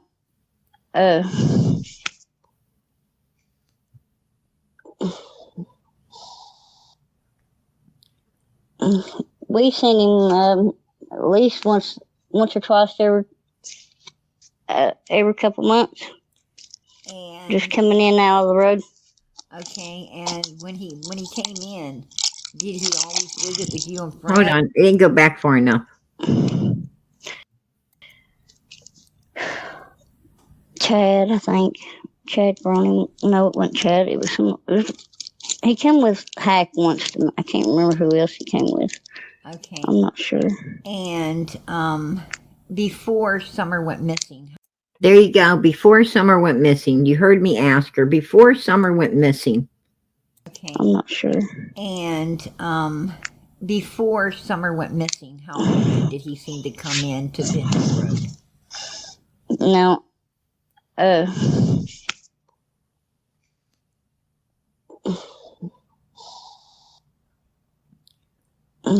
we've seen him at least once or twice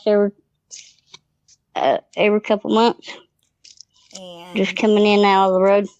Okay, and when he came in, did he always visit with you and Fred, or did he visit other people inside of there? He was coming to see somebody else in there because he didn't come up there to the house at that time.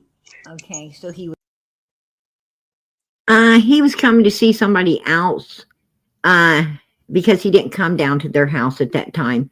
Fred, now let's remember, Fred and Lora lives all the way at the end, like way down the road, right? They're like damn near to the dead end. They're all the way down that road. Now listen, if he came in that road to see any damn body else, they wouldn't even have known. They wouldn't even have freaking seen or knew it. So he had to be coming in to see them. If they knew he was there, trust me, he was at their house. There you go. I mean, she don't have to lie. I don't know why she is, but she's wanting to place, Cotton at other people's houses for some reason. When it's their house that he's visiting up. You heard her say he started coming more frequent after Summer disappeared. He was coming 2-3 times or more a month, where before he was only coming, every couple of months or whatever, he's showing up. So it's to their house, nobody else's. Was in there seeing someone else. Do you know who? But no. You don't know who the someone else was? No, but we have seen him coming off of the hill down there, and he said that he come from down there. You've seen him coming off of Don and Candace's property? Yes. You seen him coming off of Don and Candace's property? Yes. I don't believe her and Fred. I don't believe them. Some reason I just don't. I mean, I think Don and Candace knew Roy. I think they knew Cotton because of his affiliation with all of these other people that they're affiliated with. I think they did know him and know of him. You remember Candace had that one boyfriend, and she's like, how dare people say I'm dating this guy out of Arkansas? I don't even. And then the guy came out and said, yeah, Candace, we were dating, and showed all the proof that he was, dating her and hanging with her. And then she couldn't lie any farther with it, right? She couldn't lie anymore with it. Candace will deny knowing people. She will deny knowing people, especially a man that's no longer with us, that we can't talk to. She's definitely going to deny that. But, and I think Don and Candace knows everybody, just like Fred and Laura knows and Andy and Jody Sue. All these motherfreakers know each other. Every damn last one of them. Because why? They're all cut from the same cloth, right? They're all cut from the same freaking dirty cloth. That's what I got to say. And he said he was coming from their property. More like a dirty fucking sock. Pretty before. Yeah. Oh, okay. That's good to know. But did you see how she talked about this guy? And why would she be having to wash? Why does she have to be washing? Who even would say something like that? Who even would, that's just that's disgusting within itself. I didn't know what to think about it when she said it, and I don't know what to think about it now. That's for real. I don't even know.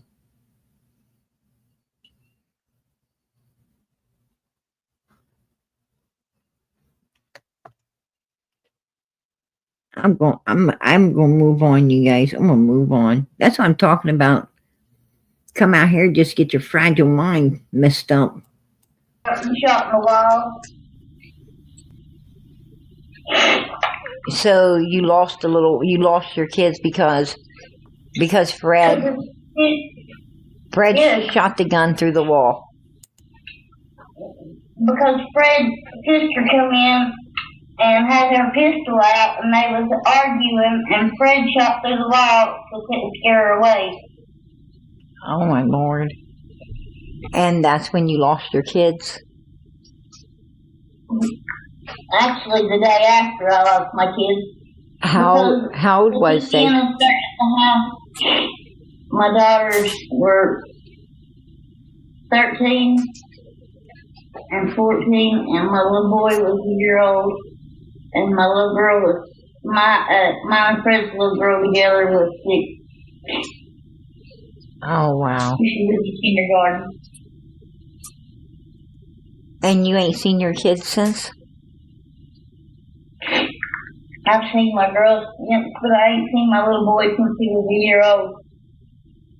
Oh, wow. Did your little boy go to your family, or they adopt? Yeah. He's with your family too? But they won't let me see him. Wow. So Fred wasn't willing to straighten up, and but actually, they wouldn't let me see him while I was with Fred. How is Fred now? What do you think Ziggy's got on her hands? Got a handful of. He's not nothing like he tries to put out there. I'll just tell you that much. Do you think that Cotton had anything to do with what happened to Summer? Do you think Fred's telling the truth when it comes to Summer's case? Something to Fred, but I don't know what he said. Cotton said something to Fred, but I don't know what he said. Right here. Truth when it comes to Summer's case. Something to Fred, but I don't know what he said. And then Cotton ended up dead. Yep. Oh, wow. What he said to Fred, was it about Summer's case? Do you know if it was about Summer's case or not? Fred come in and said something that he told him something about Summer, but he didn't tell me the details. He said I didn't need to know because I didn't need to be in the middle of it. Oh, Lord. Wow. And do you know if law enforcement... He was protecting me. He said he was protecting me. Listen to this. Lord. Wow. And do you know if law enforcement... He was protecting me. Said he was protecting me. Do you know if law enforcement... He was protecting me. Said he was protecting me. Know if law enforcement... He was protecting me. Why did Fred need to protect Lora against Summer's case if they're all innocent in it? If they're all innocent in it, why would he need to be protecting Lora? That mother freaking don't sound right, right? It don't sound right. Put a 1 in the chat if that just don't sound right. It don't sound right. I have a problem with it because it don't sound right. Right?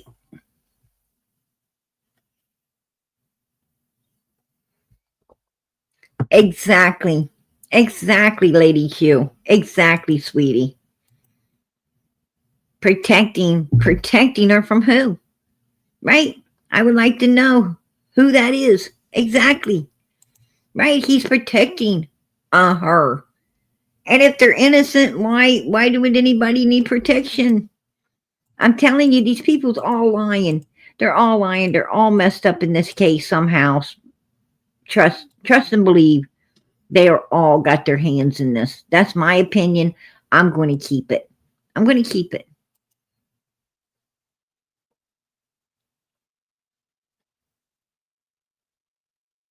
You know, this shit don't sound right. No way. No way.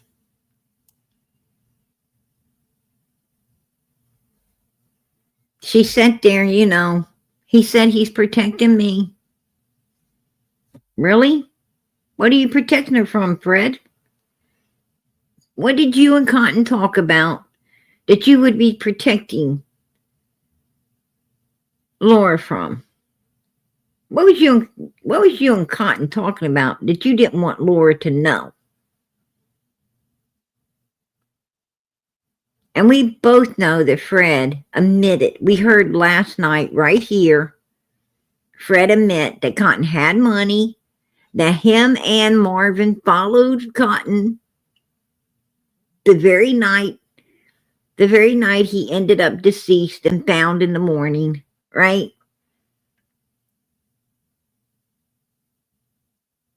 We heard him say that, you know, him and Marvin followed Cotton. And, you know, it's just my opinion, but I don't think they turned around. I don't think they turned around at all. But, you know, I'll tell you what I think. I think they turned around after they got Cotton's money and his cigarettes and all of his stuff. That's when I think they turned around and went home. That's my opinion. I'm going to keep it. That's just my opinion. Now, I don't know what all Fred had to do with you know, I don't know what all he had to do with Summer's case. I think his hands are dirty in it. I really do. And I think Cotton knew something. I do think Cotton knew something on Fred where Summer's case was concerned. I really do.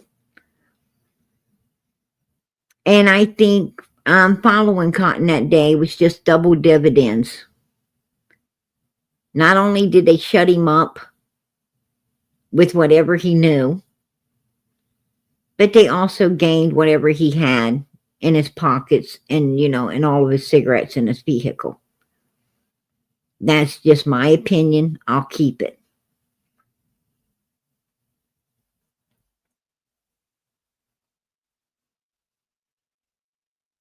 Just saying. You know. And he didn't pass the lie detector's test. He didn't pass no lie detector's test. And he knew exactly what blow to the head took Cotton's life. He was able to tell law enforcement exactly how this man passed away, right?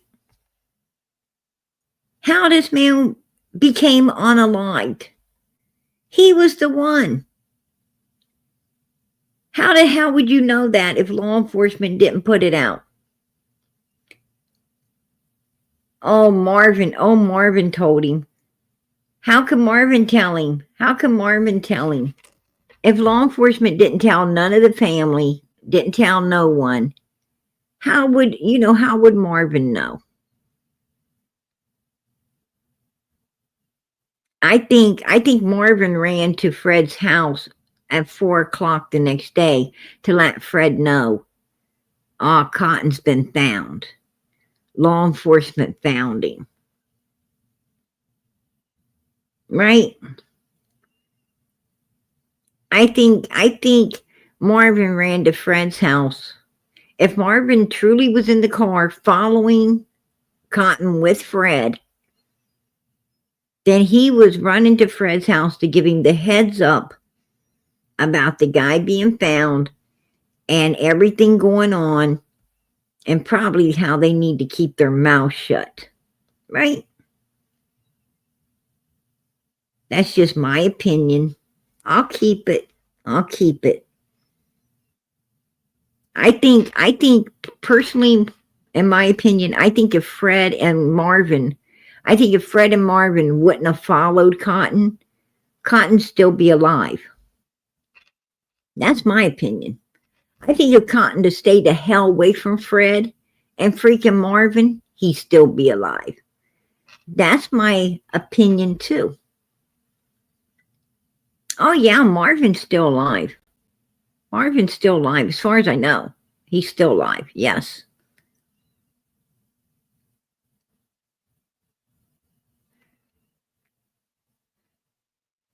I'm going to tell you something. New man says, why would Marvin Simpson do that to another Simpson? Are they related? Yes, I believe they are related, but I'm going to tell you something. Family will mess you over first. I'm going to tell you that right now. Family will get you first. You think just because somebody's your family that they're going to be looking out for you, that is your number one mistake right there. When you go thinking your family got your back, you done made a mistake. I'm going to tell you, trust nobody. Trust nobody. You don't know yourself. You don't know yourself. How you know other people? When you don't even know yourself, how are you going to know somebody else? Have you ever done something? And you're like, damn, did I do that? Right? Have you ever surprised yourself? Did something you wouldn't think you would do? Can't believe you did it? Yeah, you don't even know you. So how in the hell are you going to know somebody else? I don't care if they family or not. I give you all a piece of advice. Family will F you first, and they will F you the hardest. Trust and believe me. That's a piece of advice you can take to the bank. You can cash it in. Straight up.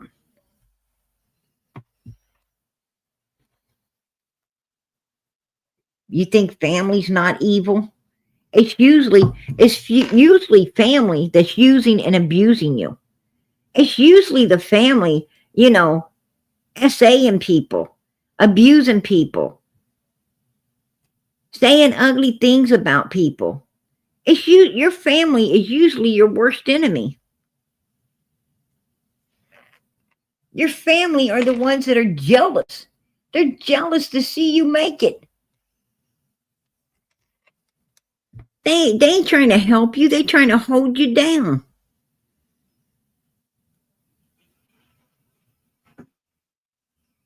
That's what I'm talking about. Yeah, right, Carrie? I want to tell you what, shit. That don't surprise me. It don't surprise me that old Marvin was related. Hell no. And I'm going to tell you, if Marvin really liked Cotton, he'd have been in Cotton's car. Fred wouldn't have been following nobody because Marvin would have been in Cotton's car, keeping his, family safe and going with him to keep him safe. He wouldn't have been in Fred's damn car, riding behind this guy. He would have been riding with this guy. So that tells me that, old Marvin was as bad as Fred, because Fred's car is who he was in. Right? He was with Fred, not his family. And that ain't the first time I've seen family do stuff like that.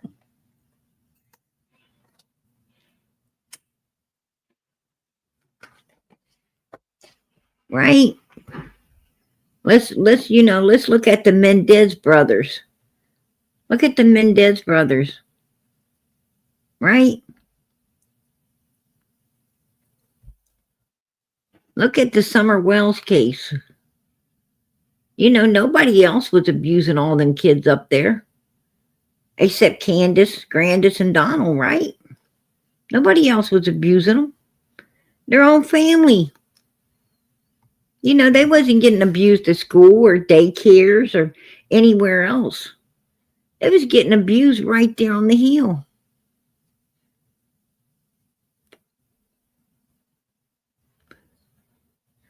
Quentin Simon wasn't getting abused at the babysitters or anywhere else. He was getting abused right there at home with mommy.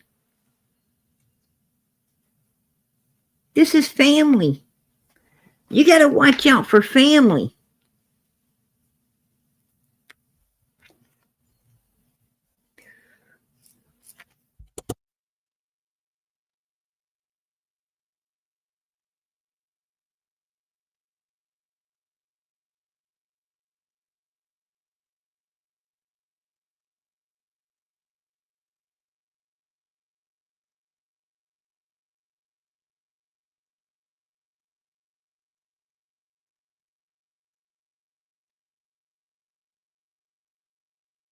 Sorry about that, you guys. Sorry about that. But yeah, you know, I'm not shocked. I'm not shocked that this guy was with Fred instead of, you know, with Cotton. People are evil. Humans are evil. But you heard with, you know, with your own ears out of the horse's mouth how they felt about Cotton.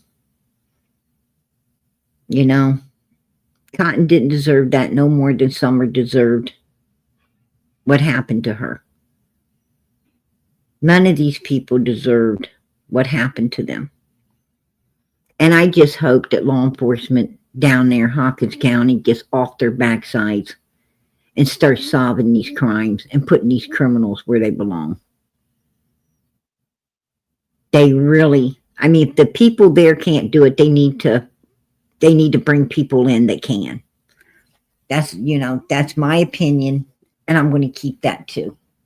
If the law enforcement is that damn sorry that they can't solve any of these cases, they need to start bringing people in and putting those other people out. They need to bring people in that can solve these cases. If these people are too old or too mindless or too, you know, bona fide with friendships or whatever to be solving the cases, then they need to bring in people, you know, who ain't too damn old, too mindless, or too, you know, buddied up, and let them do it. That's just my opinion. I will keep it.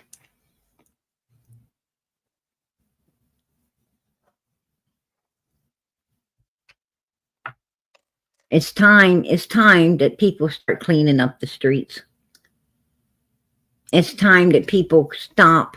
It's time for all of us to stop with the pity parties for these damn criminals and start having pity parties for the victims. We need to start standing up with and for the victims and getting these criminals put where they belong. And that makes the whole world safer. That makes everyone safer.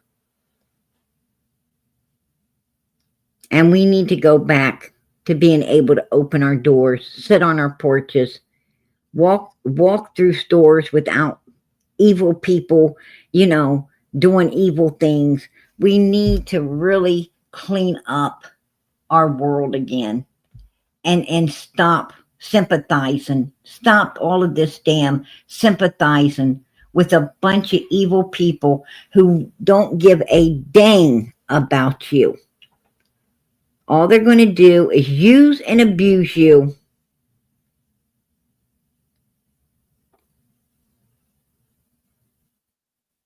to get what they want.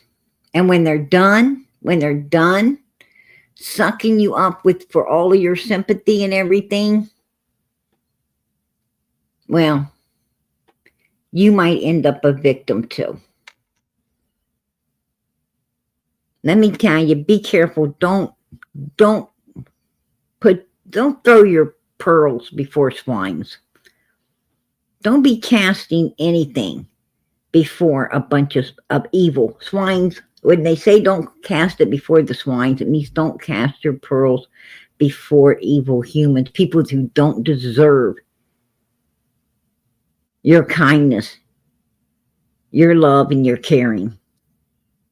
They're going to trample them, and then they're going to come back at you.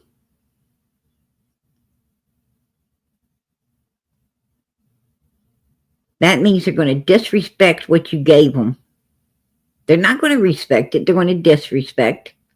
And then they're going to come back and disrespect you really good.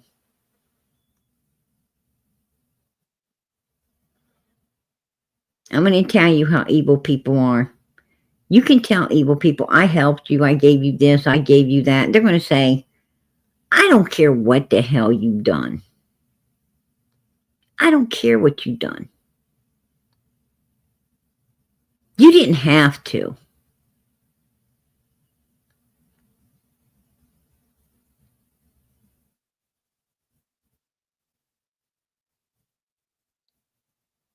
That's what they're going to tell you. You didn't have to.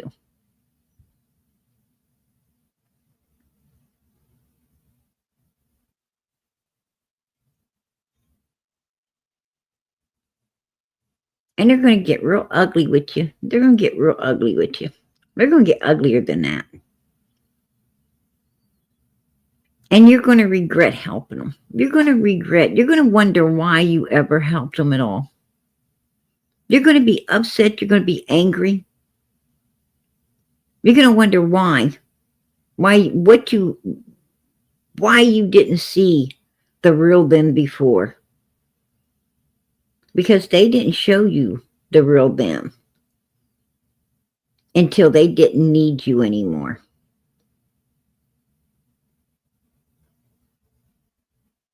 Because that's how evil humans are. Man, they can put on a facade like you ain't ever saw.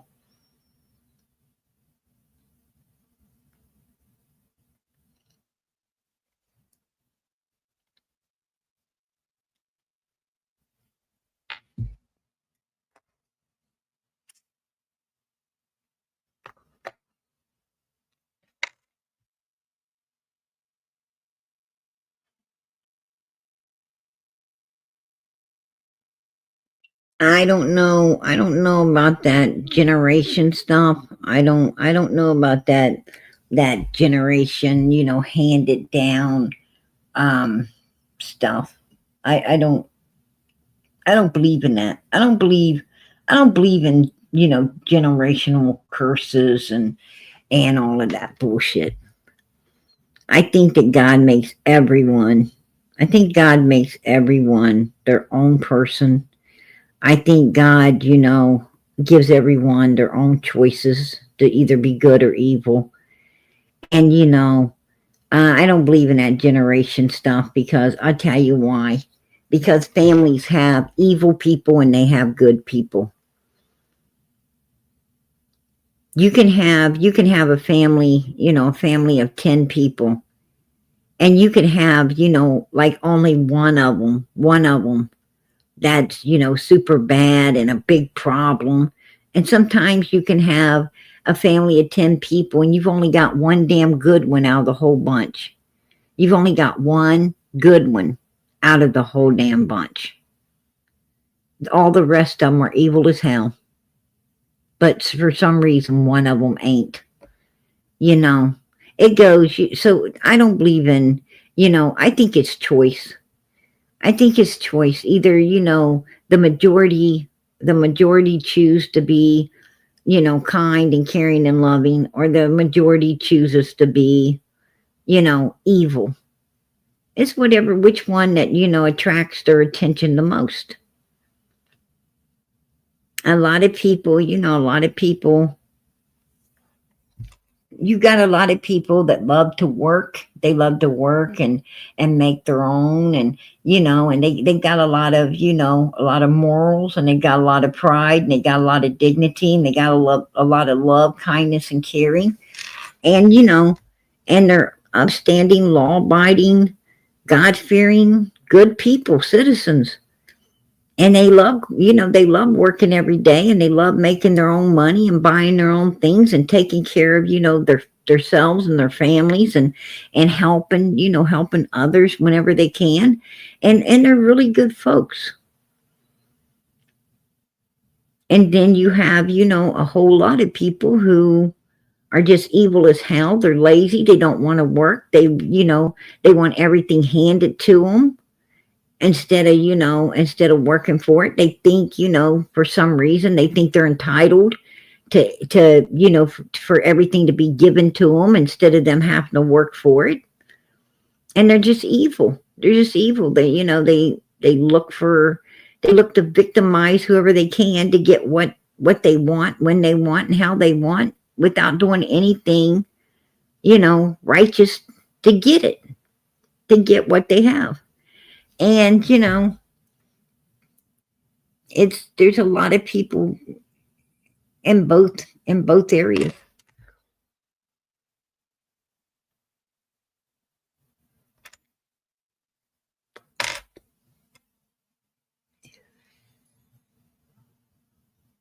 That's right. You choose the narrow road, or you choose the wide one. Absolutely. That's the truth. The wide road leads to destruction, and many will be traveling it, because people like to be led. Everybody likes to have a leader. People like to follow someone. They like to listen to somebody and follow somebody, and they like to have mentors and people to look up to, and give them courage and strength and all the things they need to get through each day, and so forth and so on. People like to, they like to have people that that they feel they can lean on, and so forth and so on. But a lot of people take advantage of that. Be careful who you lean on, because if you lean on the wrong person, then they're going to see that as an open door to take you to the cleaners. Be very careful who you lean on. Matter of fact, I suggest you don't lean on nobody but yourself.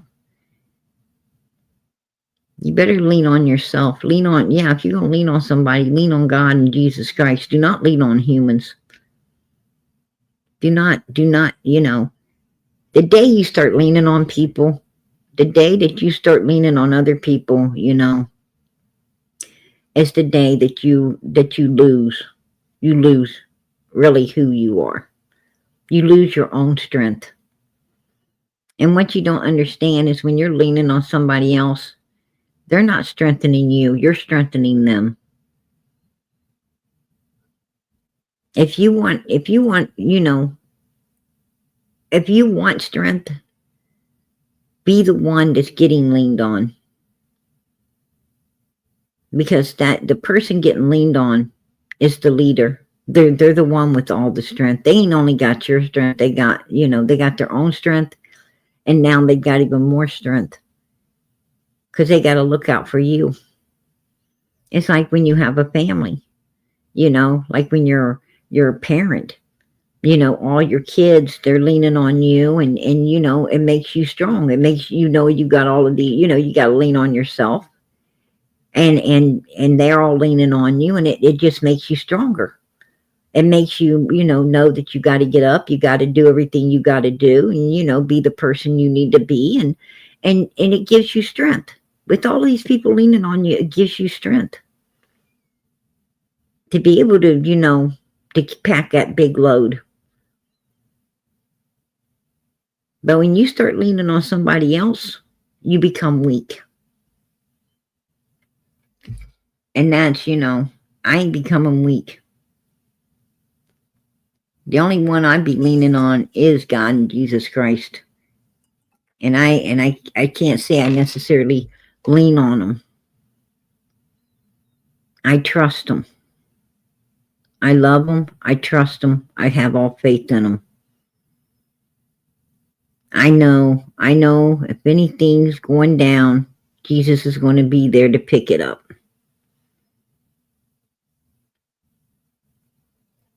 So I don't worry.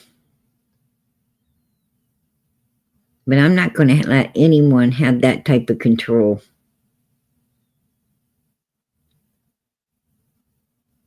Screw leaning on people.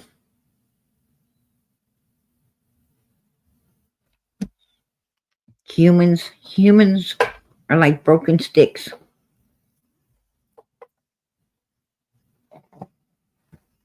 You can only lean on them so long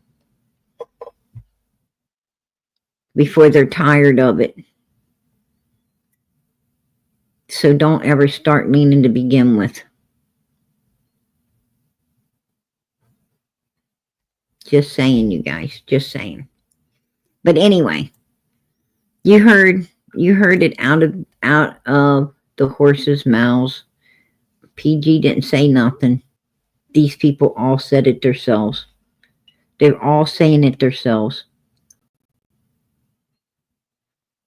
I think law enforcement really needs to get a real good dose of who these folks are, who they truly are, what they truly are, and then start figuring out how to get them put in prisons. Right? Because clearly you know they're lying. They all have their hands dirty. I think some of them's got dirtier hands than others, but they're all dirty.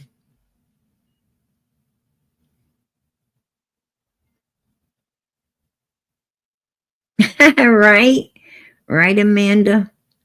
Man, I tell you, that Jim Jones was something different, right? I'm going to tell you what. Those people, that guy was a wolf in sheep's clothing. He was, that's what I'm saying. Don't follow nobody. Don't follow anyone. Follow God and Jesus Christ. You don't have to follow a preacher to follow God and Jesus Christ. You can follow God and Jesus on your own. You don't need you don't need no human in front of you to follow God and Jesus. You just get behind Jesus Christ and start moving. That's it. I want to be behind Jesus. I don't want nobody in front of me. I want to be right behind him. Right? I'm the one that wants to be on Jesus's sandals. I want to be the closest to his robe. Right? I don't want nobody in between us. I can follow Jesus all by myself. I can read the Bible all by myself. I don't need nobody else to tell me what the Bible says. I'm capable of reading and understanding with my own mind, my own body and soul. I don't need none of that.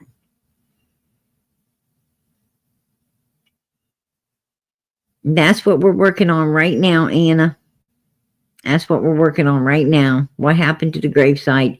Is it going to be inspected? Well, I'm going to tell you, we're doing all we can right now to make that happen. That's why I have been playing out. I've been playing out all of this stuff over the last couple of nights. We're going to do everything we can to get that gravesite looked into. Absolutely.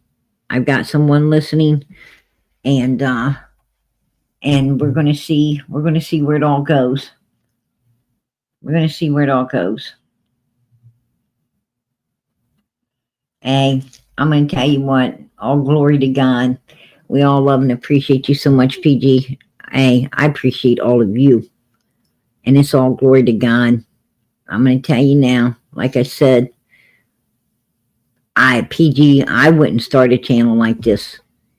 On my own, I would have not ever done it. I'm going to tell you, a higher being put me here.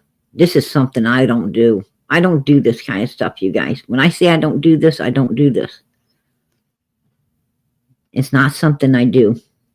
How I got here, be honest with you, I don't even know.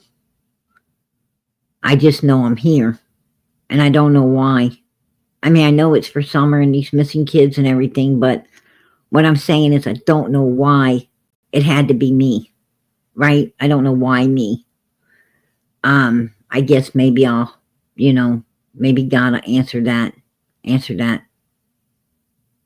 at some point. but I don't know why. I just know I'm here, and I want Summer found, brought home, and justice served. I want her brothers to have closure. I want all of us to have closure. I want righteousness to prevail over all of this evilness. That's all I do know. And I'm fighting. I'm fighting as hard as I can. And I'm praying. I'm praying as hard as I can. I'm fighting and praying as hard as I can, you guys, to get this done. It would be easier to just give up and walk away. But I don't walk away. I don't walk away. Maybe I'm not smart enough. Maybe I'm not smart enough. But I'm not going to. I haven't ever walked away from nothing. And I'm not about to start.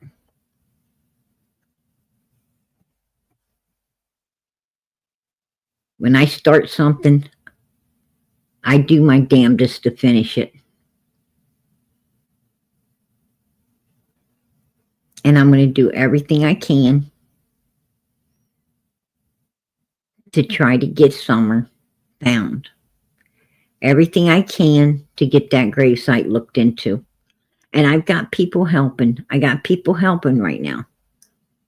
I got, I got somebody listening, but I got another good friend. I got another very good friend that, that's working with me as well. We're going to get things done. We're going to get things done one way or another. We're going to get things done. So you guys, just sit tight and watch it roll. Watch it roll. I don't know how it's going to roll, you guys. I pray it rolls righteously and everything comes out the way we want it to.